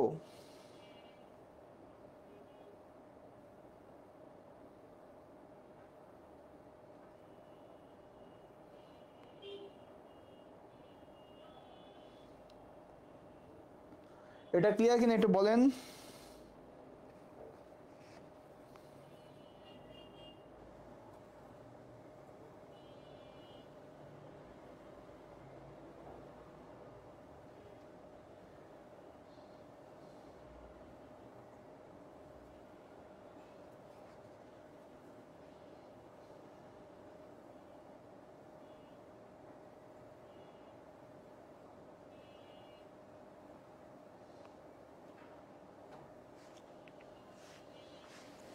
আচ্ছা ঠিক আছে, দেখেন হয়তো দুপুরের টাইম অনেকে কলেজ থেকে এসে ক্লান্ত হয়ে গেছেন, পরে দেখে নিয়েন। আচ্ছা আসেন, তো বাফারের মেকানিজম হচ্ছে দুইটা। হ্যাঁ, একটা হচ্ছে মানলি আমাদের স্ট্রং অ্যাসিডকে হচ্ছে উইক অ্যাসিডে পরিণত করবে, অথবা স্ট্রং বেসকে উইক বেসে পরিণত করবে। এটা হচ্ছে এক নাম্বার মেকানিজম, ঠিক আছে। স্ট্রং অ্যাসিডকে উইক অ্যাসিডে পরিণত করবে, অথবা স্ট্রং বেসকে উইক বেসে পরিণত করবে, ঠিক আছে। এটা গেল। আর দুই নাম্বার হচ্ছে, দেখেন তাহলে আমি একটু দেখানোর চেষ্টা করি, একটা এক্সাম্পল দিই। আচ্ছা, এটা করার মূল উদ্দেশ্য কি জানেন? স্ট্রং অ্যাসিড যেগুলি হয়, আমি বলছি স্ট্রং অ্যাসিডের ডিগ্রি অফ ডিসোসিয়েশন বেশি থাকে, ডিসোসিয়েশন কনস্ট্যান্ট কে ভ্যালু বেশি হয়, তাই না? এই যে ডিসোসিয়েশন কনস্ট্যান্ট বেশি হয় এবং ডিসোসিয়েশন হয়, তার ফলে ডিসোসিয়েশনের ফলে হচ্ছে H+ উৎপন্ন হয়। যখনই H+ এর পরিমাণ পাবে তখন pH চেঞ্জ হয়ে যাবে। উইক অ্যাসিড হচ্ছে অল্প পরিমাণে ডিসোসিয়েশন হয়, কি হয়? অল্প পরিমাণে ডিসোসিয়েশন হয়, তার ফলে হচ্ছে খুব বেশি পরিমাণে H+ ওই ইয়েতে সলিউশনে যাইতে পারে না, ফ্রি অবস্থায় যাইতে পারে না H+। তার কারণ হচ্ছে এই সলিউশনটা যে পিএইচটা সেটা মোটামুটি নর্মাল থাকে। আচ্ছা, তাইলে আমরা কি হলো, যেমন দেখেন হাইড্রোক্লোরিক অ্যাসিড, এটা কিন্তু হচ্ছে স্ট্রং অ্যাসিড, খুবই স্ট্রং অ্যাসিড, ঠিক আছে। হাইড্রোক্লোরিক অ্যাসিড থেকে আমরা উৎপন্ন করতেছি হচ্ছে সোডিয়াম ক্লোরাইড। এই সোডিয়াম ক্লোরাইড যেটা আছে, সোডিয়াম ক্লোরাইড, এটা হচ্ছে আমাদের কার্বনিক অ্যাসিড, ঠিক আছে। এই কার্বনিক অ্যাসিডটা হচ্ছে আমাদের উইক অ্যাসিড। আবার দেখেন সোডিয়াম হাইড্রোক্সাইড, এটা অনেক স্ট্রং বেস, ঠিক আছে। এটার সাথে আমরা যখন রিঅ্যাকশন করার ফলে উৎপন্ন হচ্ছে কি, সোডিয়াম বাইকার্বনেট। এই সোডিয়াম বাইকার্বনেট যেটা আছে, ঠিক আছে, এই সোডিয়াম বাইকার্বনেট হচ্ছে আর H2 হচ্ছে, তাহলে হচ্ছে এই উইক বেসে পরিণত হয়ে যাচ্ছে, তাই না? তাই তো। আচ্ছা আচ্ছা, এটা যে বেস সোডিয়াম বাইকার্বনেট। আচ্ছা, এটা গেলে এক নাম্বারটা কি হলো, স্ট্রং অ্যাসিড থাকলে উইক অ্যাসিডে পরিণত করবে, স্ট্রং বেস থাকলে উইক বেসে পরিণত করবে। কারণ উইক বেস তেমন ডিসোসিয়েশন বা উইক অ্যাসিড ডিসোসিয়েশন হতে পারবে না। যদি ডিসোসিয়েশন না হয় তাহলে তো হচ্ছে সে ওই পিএইচ যেমন চেঞ্জ করতে পারবে না। এটি হচ্ছে মেকানিজম। দুই নাম্বার হচ্ছে, যেখানে প্রোটন ডেফিসিট থাকে সেখানে প্রোটন ডোনেট করে। যদি প্রোটন ডেফিসিট থাকে তাহলে হচ্ছে প্রোটন ডোনেট করে। প্রোটন ডেফিসিট থাকলে হচ্ছে প্রোটন ডোনেট করবে, কি করবে? প্রোটন ডোনেট করবে। আর যদি প্রোটন বেশি থাকে তাহলে প্রোটন রিমুভ করে দিবে, তাহলে হচ্ছে প্রোটন রিমুভ করবে। ওকে, আচ্ছা, তাহলে কি হলো, এই রিঅ্যাকশনটা দেখেন, বাইকার্বনেট যদি প্রোটন ডেফিসিট থাকে, যদি প্রোটন কম থাকে, ঠিক আছে, তাহলে দেখবেন এই বাইকার্বনেটটা ভাঙবে, ভেঙে হচ্ছে H+ আর OH- এ পরিণত হবে। এই যে প্রোটন সে ডোনেট করে দিল, কি করলো? H+ ডোনেট করবে,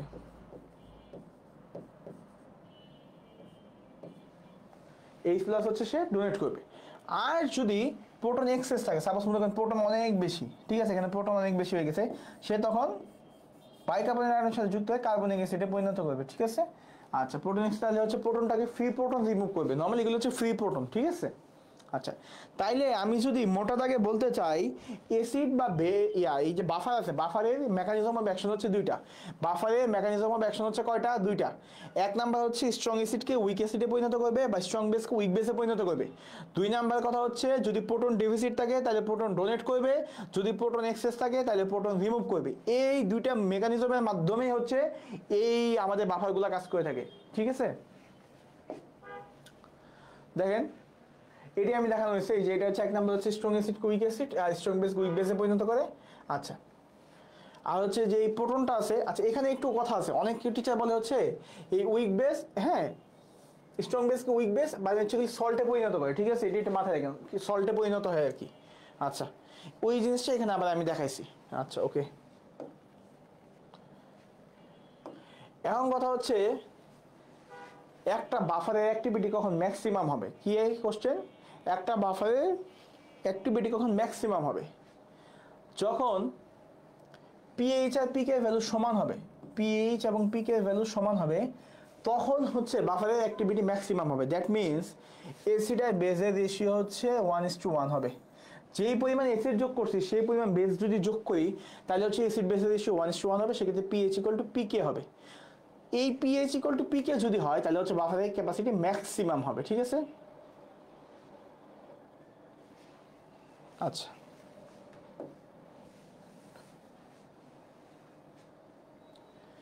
এখন কথা হচ্ছে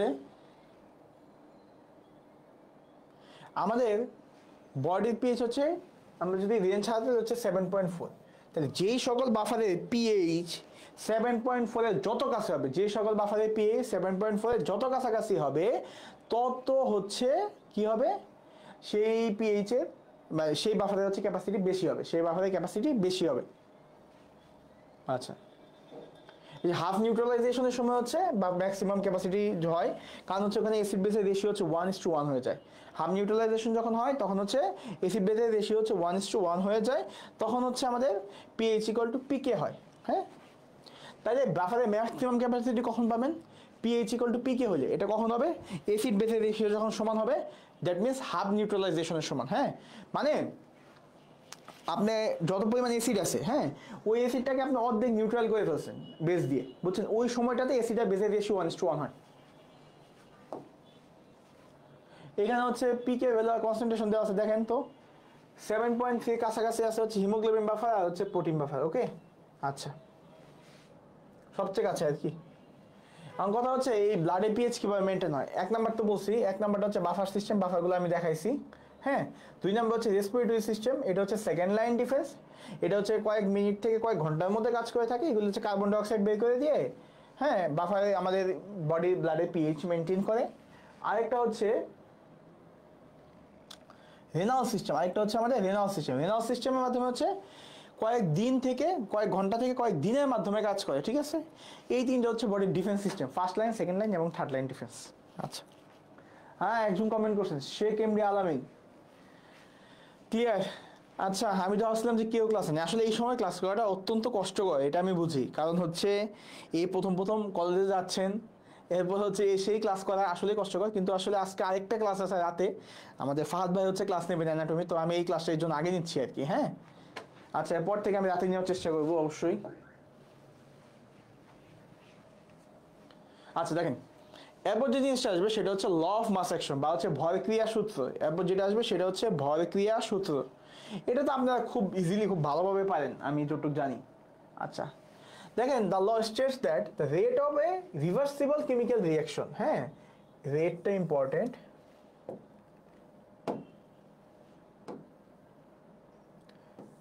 rate of a reversible chemical reaction at constant temperature is directly proportional to product of the concentrations। হ্যাঁ, মানে হচ্ছে ভরক্রিয়া সূত্র বলে কি, এটা যদি এ বি হয়, এটা যদি একটা রিভার্সিবল রিয়াকশন হয়, এটা যদি এ প্লাস দেই, মানে এর কনসেন্ট্রেশন টু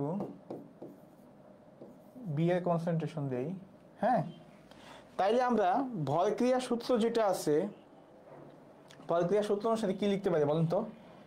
হ্যাঁ, কে ইজ প্রপোর্শনাল টু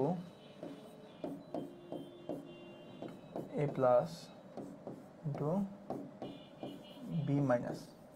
এটা ভরক্রিয়া সূত্র অনুসারে লিখতে পারি কিনা? অবশ্যই পারি, এটা আপনি ইন্টারমিডিয়েটে পড়ে আসছেন, ঠিক আছে? আচ্ছা, এটা হচ্ছে আমাদের ভরক্রিয়া সূত্র। আচ্ছা, আর যেটা পাইতেছি আমরা আরেকটা পাবো, কে ইজ ইউনিভার্সালি প্রপোর্শনাল হচ্ছে এবি। এই দুইটাকে একত্রে করলে আমরা পাবো কে ইকুয়াল টু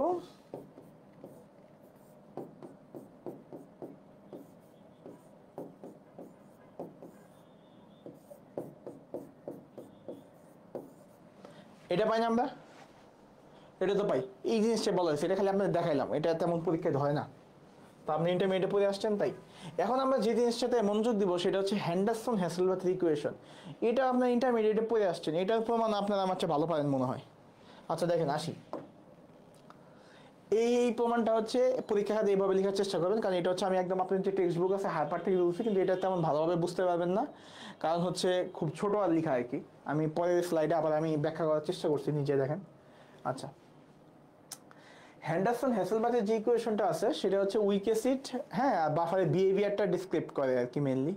এইটা এখন আমরা যদি যাই হ্যান্ডারসন হ্যাসেলবাথ ইকুয়েশনে যদি যাই, ভিতরের দিকে যাই, দেখেন, মনে করেন একটা উইক অ্যাসিড হচ্ছে এইচে, এইচে যে উইক অ্যাসিড আছে সে ডিস্ট্রিবিউশন হচ্ছে এইচ প্লাস আর এ মাইনাসে, ঠিক আছে? এই ল অফ মাস অ্যাকশন অনুসারে আমি লিখতে পারি না K equal to H plus A minus divided by H A, এটা ডিভাইডেড বাই, ওকে, হ্যাঁ, তাহলে এটা সমান সমান কি লিখতে পারি?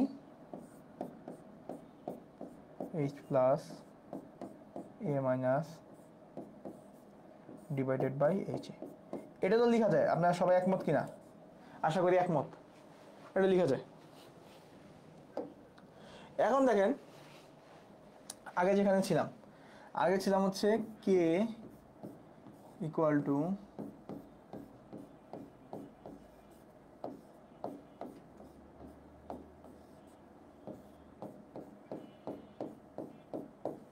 আগে পেয়েছিলাম এই জায়গায়, ঠিক আছে।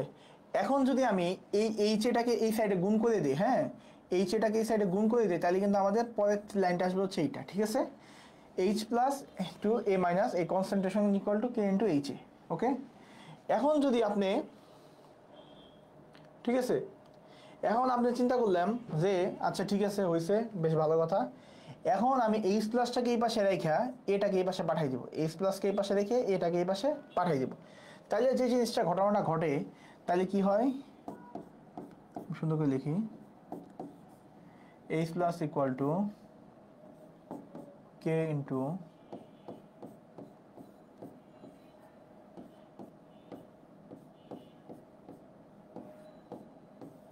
এটা লেখা যায় কিনা? অবশ্যই লেখা যায়। এখন আপনি কি করলেন, দুই সাইডে লগ নিয়ে নিলাম, বুঝছেন?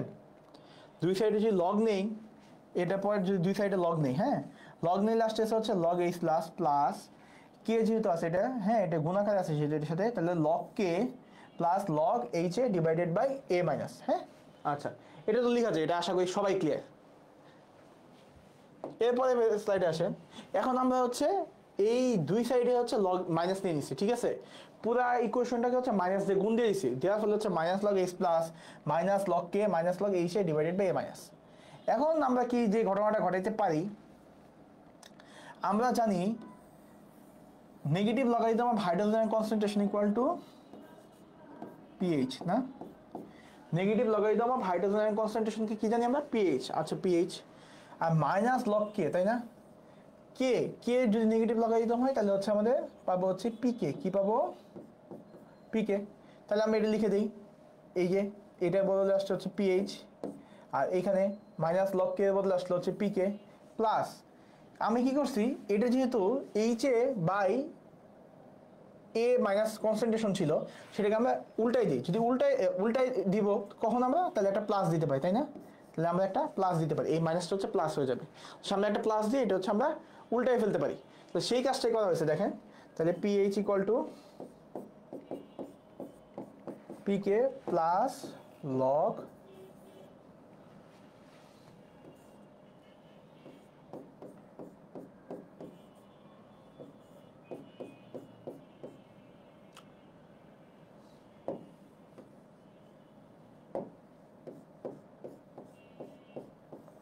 তাহলে এই জিনিসটা কি, এটা হচ্ছে বেস, এটা কি, এটা হচ্ছে অ্যাসিড। বেস মানে হচ্ছে সল্ট, সরি। ওকে, এই হচ্ছে কথাবার্তা, বুঝা গেছে? এটা বুঝা গেছে কিনা? আশা করি সবাই বুঝছেন এটা, এটা আপনারা পারেন ভালো অনেক। আচ্ছা, এই যে এই লাস্টে কার্বনিক অ্যাসিডের জন্য হচ্ছে এই যে বাইকার্বনেট আয়নটা উপরে দিবা, হ্যাঁ, আর নিচে হচ্ছে কার্বনিক অ্যাসিডটা আসছে। এই ফর্মুলাটা হচ্ছে মানে হেন্ডারসন হ্যাসেলবাথের ইকুয়েশন। আর হেন্ডারসন হ্যাসেলবাথের ইকুয়েশন দিয়ে আমি কি করবো? মনে করেন আপনি একটা উইক অ্যাসিডে পিএইচ নির্ণয় করতে চাবেন, তাহলে হেন্ডারসন হ্যাসেলবাথ ইকুয়েশন লাগবে। এরপর হচ্ছে আপনার বাফার সলিউশনে পিএইচে হেন্ডারসন হ্যাসেলবাথ ইকুয়েশন লাগবে। এরপর হচ্ছে আপনি একটা বাফার তৈরি করতে চান যেটা পিএইচ হয় স্পেসিফিক, তাহলে আপনি কি করতে পারেন, এই হেন্ডারসন হ্যাসেলবাথ ইকুয়েশন যেটা আছে তার মানে হচ্ছে pH equal to pK plus log salt by acid. তাহলে আপনি এইখানে পিএইচটা তো ফিক্স, সব ধরে আপনি সল্ট আর অ্যাসিডের রেশিও বের করে সেই অনুযায়ী হচ্ছে আপনি সলিউশন দিলে আপনি হচ্ছে একটা নির্দিষ্ট পিএইচে বাফার তৈরি করতে পারবেন। তারপর হচ্ছে আপনি দেখবেন কোনো পেশেন্ট আইসিইউতে নর্মালি হচ্ছে আর্টারিয়াল ব্লাড গ্যাস বলতে একটা টেস্ট করা হয়, এবিজি বলি আমরা, এবিজি, আর্টারিয়াল ব্লাড গ্যাস। এখানে হচ্ছে পিএইচ প্লাসের মাত্রা, এবার হচ্ছে কার্বন ডাইঅক্সাইডের মাত্রা, বাইকার্বনেটের মাত্রা, এগুলি ফসফেট ল্যাকটেটের মাত্রা, এগুলি জানা যায়। এগুলি অ্যাসিডোসিস বা অ্যালকালোসিস হয়েছে কিনা তার জন্য হচ্ছে আমরা ইউজ করি। এই অ্যাসিডোসিস বা অ্যালকোহলিসিস হয়েছে কিনা এটা দেখার জন্য হচ্ছে এই হ্যান্ডারসন-আসলবার্গের ইকুয়েশনটা ওই মেশিনের ভিতরে ইউজ হয়েছে, হ্যাঁ, ক্যালকুলেশনের সময়। আচ্ছা দেখেন, তাহলে আমি বলবো একটা বাফার সলিউশনে পিএইচ নির্ণয় করতে হবে, একটা বাফার সলিউশনে পিএইচ নির্ণয় করতে হবে। আচ্ছা, তাহলে আমরা জানি pH equal to pK plus log salt by acid, তাই না? Plus log salt by acid, এটা আমাদের বাফার ইকুয়েশন। আচ্ছা, তাহলে যেহেতু হচ্ছে কি কি দেওয়া আছে দেখি, আমরা জানি, হ্যাঁ, এখানে দেওয়া আছে হচ্ছে বাইকার্বনেট আয়নের কনসেন্ট্রেশন হচ্ছে 24 millimole per litre, pK value দেওয়া আছে বাইকার্বনেটের, আর partial pressure of carbon dioxide দেওয়া আছে, এখানে একটা ঝামেলা আছে, ঠিক আছে। আর দেওয়া আছে সলিউবিলিটি কনস্ট্যান্ট হচ্ছে 0.03।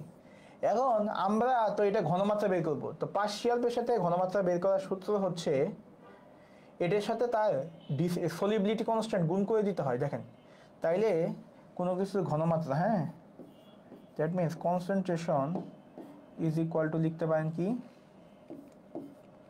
পার্শিয়াল প্রেশার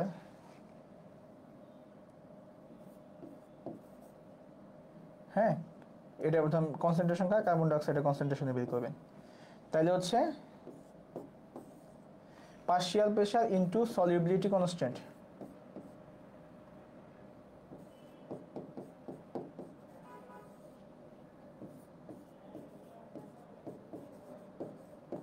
এটা একটু মাথায় রাখেন, অনেক ম্যাথে দেওয়া থাকবে না, এই ফর্মুলাটা মাথায় রাখেন, concentration equal two partial pressure into solubility constant, সেটাই করে আমরা কনসেন্ট্রেশন বাই করছি 1.2। এখন দেখেন পিকে, এখন পিকে ভ্যালু কত দেওয়া আছে, পিকে ভ্যালু দেওয়া আছে, দেখেন পিকে ভ্যালু হচ্ছে 6.1, পিকে ভ্যালু কত 6.1 দেওয়া আছে।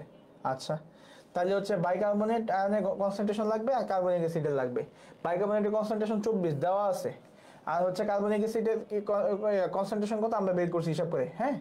কার্বনিক অ্যাসিডের কনসেন্ট্রেশন কত, কার্বনিক অ্যাসিডের কনসেন্ট্রেশন হচ্ছে এখানে হচ্ছে 1.2, এই যে 1.2 দিয়ে ভাগ দেন, তাহলে হচ্ছে এখান থেকে লগ 20, তাহলে হচ্ছে 6.1 প্লাস 1.3, এখানে হচ্ছে 7.4 আর কি আসে, ঠিক আছে। আশা করি এটাও ক্লিয়ার। এই ম্যাথগুলো কিন্তু একটু হাতে হাতে করা লাগবে ভাইয়া পুরা, হ্যাঁ, কারণ এগুলি ক্যালকুলেটর ইউজ করতে দেবে না। আচ্ছা, এখন আমি কিছু জিনিস আর কি এক্সট্রা পড়াই দিব, এগুলি হচ্ছে মানে আইটেমের যাতে কিছুতেই কিছু বাদ না যায় তার কারণে শিখাচ্ছি। একটা হচ্ছে বাফার বেস, বুঝছেন, একটা বাফারে মোট যতগুলা টোটাল নাম্বার অফ ক্যাটায়ন আছে সেটা হচ্ছে বাফার বেস।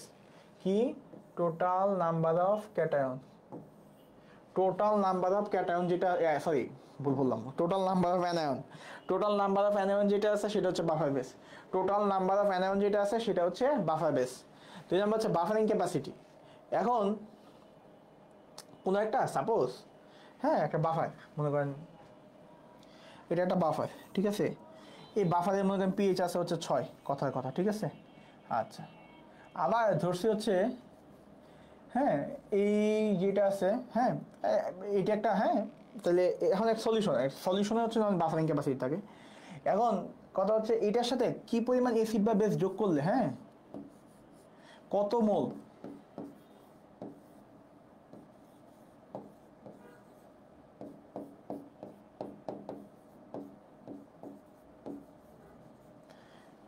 কত মোল অ্যাসিড বা বেস যোগ করলে এটার পিএইচ হচ্ছে 6 থেকে বাইরে 7 হবে, বুঝছেন, কত মোল, কত, হ্যাঁ, অ্যানাটমি ক্লাস হয়নি, অ্যানাটমি ক্লাস আজকে হবে, এই জন্য আমি দুপুরে ক্লাস নিচ্ছি। আচ্ছা দেখেন, এইখানে বাফারিং ক্যাপাসিটি বলতে যেটা বুঝাই, হ্যাঁ, এটা একটা সলিউশন, বাফার সলিউশন হতে পারে। এই সলিউশনে কত মোল অ্যাসিড বা বেস যোগ করলে এটার পিএইচ হচ্ছে 1 ইউনিট চেঞ্জ হবে, পিএইচ হচ্ছে 1 ইউনিট চেঞ্জ হবে, ঠিক আছে, পিএইচ 1 ইউনিট চেঞ্জ হবে, মানে 6 থেকে 7 অথবা 6 থেকে 5, হ্যাঁ, এই 1 ইউনিট যে চেঞ্জ হবে এটাকে বলে হচ্ছে বাফারিং ক্যাপাসিটি, ওকে। আচ্ছা, তাহলে কি বললাম আমি, বাফার বেস কি টোটাল নাম্বার অফ অ্যানায়ন, কোন একটা বাফারে টোটাল নাম্বার অফ অ্যানায়নকে বলতেছি হচ্ছে আমরা বাফার বেস। বাফারিং ক্যাপাসিটি বলতেছি হচ্ছে একটা সলিউশনের পিএইচ কে, হ্যাঁ, একটা মোলার সলিউশনের পিএইচ কে 1 ইউনিট চেঞ্জ করতে, একটা অ্যাসিডের পিএইচ কে 1 ইউনিট পিএইচ চেঞ্জ করতে কত মোল অ্যাসিড বা বেস যোগ করতে হয় সেটাকে বলতেছে হচ্ছে আমরা বাফারিং ক্যাপাসিটি, সেটাকে কি বলতেছি আমরা বাফারিং ক্যাপাসিটি। আচ্ছা, আচ্ছা, এরপরে যে কোশ্চেনটা ইম্পর্টেন্ট, খুব ইম্পর্টেন্ট, সেটা জিজ্ঞেস করবে হচ্ছে বাইকার্বনেট বাফারকে কেন মোস্ট ইম্পর্টেন্ট বাফার বলা হয়, বাইকার্বনেট বাফারকে কেন মোস্ট ইম্পর্টেন্ট বাফার বলা হয়। এটার অ্যান্সার কি? এটা অ্যান্সার হচ্ছে প্রথমে হচ্ছে এটা বাফারিং ক্যাপাসিটি হচ্ছে অনেক বেশি থাকে, বাফারিং ক্যাপাসিটি বেশি থাকে। 2 নাম্বার কথা হচ্ছে এইটা যেটা আছে এটার সল্ট পার্টটা হচ্ছে কিডনি দিয়ে এক্সক্রিশন হয়, সল্ট পার্টটা মেনটেন হয় কিডনি দিয়ে, হ্যাঁ, আর অ্যাসিড পার্টটা মেনটেন হয় হচ্ছে লাং দিয়ে, অ্যাসিড পার্টটা হচ্ছে লাং দিয়ে। এই যে সল্ট পার্টটা কিডনি দিয়ে আর অ্যাসিড পার্টটা লাং দিয়ে মেনটেন হয়, একে বলা হচ্ছে ওপেন এন্ড সিস্টেম, একে বলা হচ্ছে ওপেন এন্ড সিস্টেম। আচ্ছা, তাইলে হচ্ছে কি হলো, এটা বাফারিং ক্যাপাসিটি হাই আছে, এটা সল্ট পার্টটা কিডনি দিয়ে এবং অ্যাসিড পার্টটা হচ্ছে আমাদের লাং দিয়ে যেহেতু মেনটেন হয়, এটা একটা ফ্যাক্টর। আর এখানে সল্ট আর অ্যাসিডের রেশিও হচ্ছে 20:1, সল্ট আর অ্যাসিডের রেশিও হচ্ছে 20:1। ওকে, আচ্ছা, এটা কিন্তু আমি আগে বলছিলাম যে সল্টের এই একটা বাফারের ক্রাইটেরিয়া হচ্ছে আমাদের সল্টের কনসেন্ট্রেশন বেশি থাকতে হবে। আচ্ছা, এরপর হচ্ছে যেটা এটা হিমোগ্লোবিন বাফারের সাথে কাজ করতে পারে, আর এটার প্লাজমাতে এটার ঘনমাত্রা বা হচ্ছে কনসেন্ট্রেশন বেশি থাকে এই বাফারে, হ্যাঁ। আচ্ছা, তাহলে বাইকার্বনেট বাফার সবচেয়ে ইম্পর্টেন্ট, কারণ এটা বাফারিং ক্যাপাসিটি হাই, এটা ওয়াইড অবস্থায় কাজ করতে, ওয়াইড রেঞ্জে কাজ করতে পারে, এটা হিমোগ্লোবিন বাফারের সাথে কাজ করতে পারে। 2 নম্বর কথা হচ্ছে এটা একটা ওপেন এন্ড সিস্টেম আছে। ওপেন এন্ড সিস্টেম বলতে কি বুঝি, সেটা হচ্ছে সল্ট পার্টটা কিডনি এবং হচ্ছে অ্যাসিড পার্টটা লাং দিয়ে মেনটেন হয়, সল্ট পার্টটা কিডনি এবং অ্যাসিড পার্টটা লাং দিয়ে মেনটেন হয়। আর এটা হচ্ছে সল্ট ইস টু অ্যাসিডের রেশিও হচ্ছে 20:1, 20:1। আচ্ছা, এখন কথা হচ্ছে সবচেয়ে স্ট্রঙ্গার বাফার কোনটা? দেখেন, ফসফেট বাফার না বাইকার্বনেট বাফার?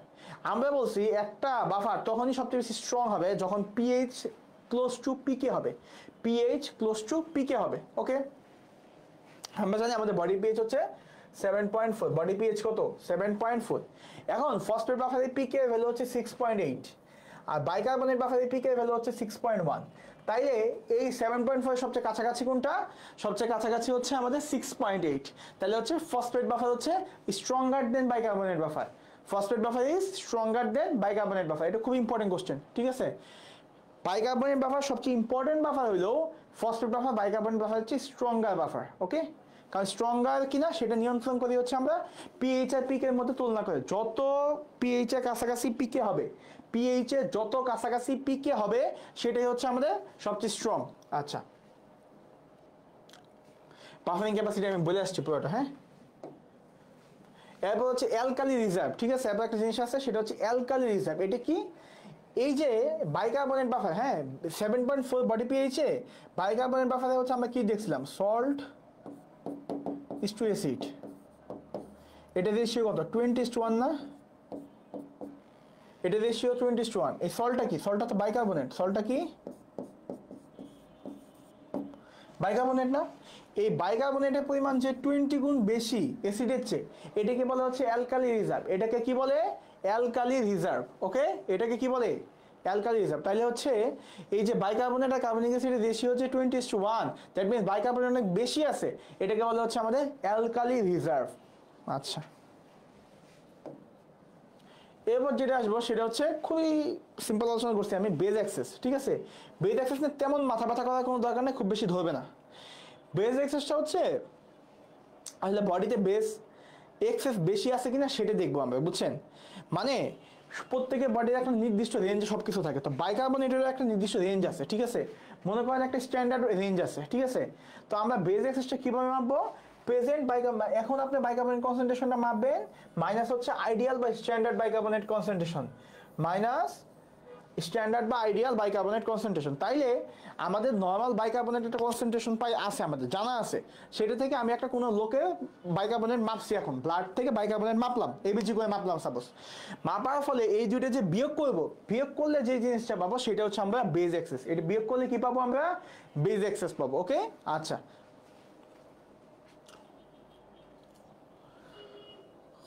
তাহলে বেস এক্সেস আমরা দেখি হচ্ছে বেস এক্সেস আছে না ডেফিসিট আছে, ঠিক আছে। বেস বলতে মেনলি বাইকার্বনেট কি বুঝি, বাইকার্বনেট এক্সেস আছে না ডেফিসিট আছে, এটা মেনলি আমরা বুঝি হচ্ছে base excess. Base excess normal value হচ্ছে -2 থেকে +2 পর্যন্ত, -2 থেকে +2 পর্যন্ত। ওকে, আচ্ছা, তো নরমালি হচ্ছে নেগেটিভ বেস এক্সেস যদি হয় তাহলে হচ্ছে অ্যাসিডোসিস হয়, নেগেটিভ বেস এক্সেস হলে হচ্ছে অ্যাসিডোসিস হয়। আর যদি পজিটিভ বেস এক্সেস হয় তাহলে হচ্ছে অ্যালকালোসিস হয়, পজিটিভ বেস এক্সেস হলে অ্যালকালোসিস হয়। ওকে, কারণ দেখেন আমি কিন্তু বিয়োগ করছি, কিন্তু স্ট্যান্ডার্ড থেকে প্রেজেন্টটা বিয়োগ করিনি, প্রেজেন্ট থেকে স্ট্যান্ডার্ডটা বিয়োগ করছি, ঠিক আছে। আচ্ছা, এটা বোঝা গেছে কি? আচ্ছা, আমরা মোটামুটি স্লাইড শেষের দিকে চলে আসছি। এটার আগে আমরা যারা আগে ক্লাস করছেন তারাও দেখছেন। তো কথা হচ্ছে, একটা আমাদের ফিজিশিয়ান হতে হলে মানে আমাদের দেখবেন আপনি মেডিকেলে যাবেন যখন, আস্তে আস্তে আমাদের কমিউনিকেশন স্কিলটা ডেভেলপ করতে হবে আর কি। তো এইটাই হচ্ছে মেন এই কথার মূল যে স্লাইডটা দিয়েছি, এটার মূল কথা হচ্ছে এটা, কমিউনিকেশন স্কিল হচ্ছে আমাদেরকে ডেভেলপ করতে হবে, নইলে হচ্ছে পেশেন্ট খুশি হবে না। তো কারো কোনো কোশ্চেন আছে কিনা বলেন, তাহলে আমি শেষ করে দিতে পারি, ঠিক আছে? কারো কোনো কোশ্চেন আছে কিনা বলেন। কেউ কিছু বুঝি নাই, কারো কিছু জানার আছে, বই সংক্রান্ত কোনো প্রশ্ন, কোন বই পড়বেন, কি করবেন? আমি হচ্ছে আপনাদের এই গ্রুপেই অ্যানাটমি, ফিজিওলজি এবং বায়োকেমিস্ট্রি কোন কোন বই পড়তে পারেন, কোনটা এখন কিনতে পারেন, এই ব্যাপারে হচ্ছে কিছু পোস্ট দিয়েছি, আপনারা এটা দেখতে পারেন। তো এর বাইরে কোনো কোশ্চেন থাকলে আমাকে একটু বললেন, নইলে আমি শেষ করে দিই। শেষ করবো কিনা একটু জানান।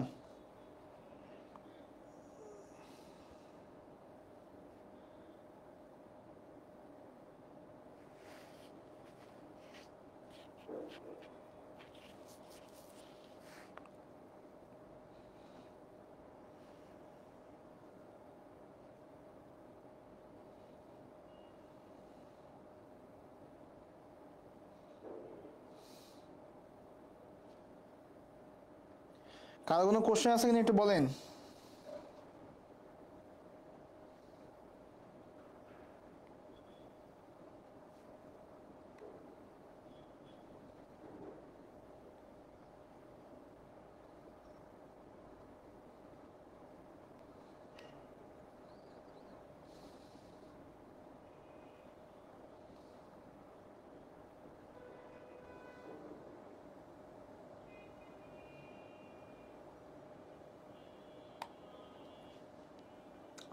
শেষ করতে পারি ক্লাস?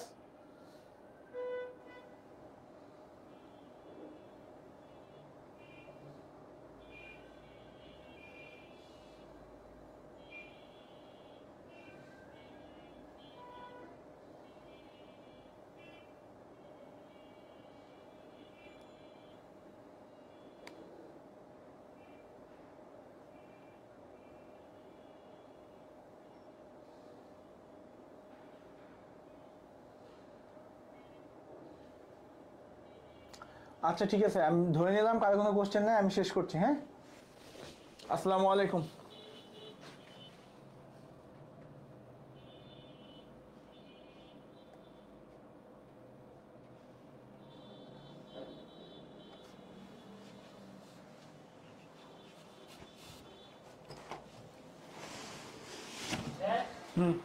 আসেন।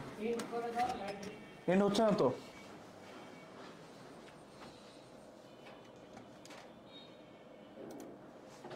করছি।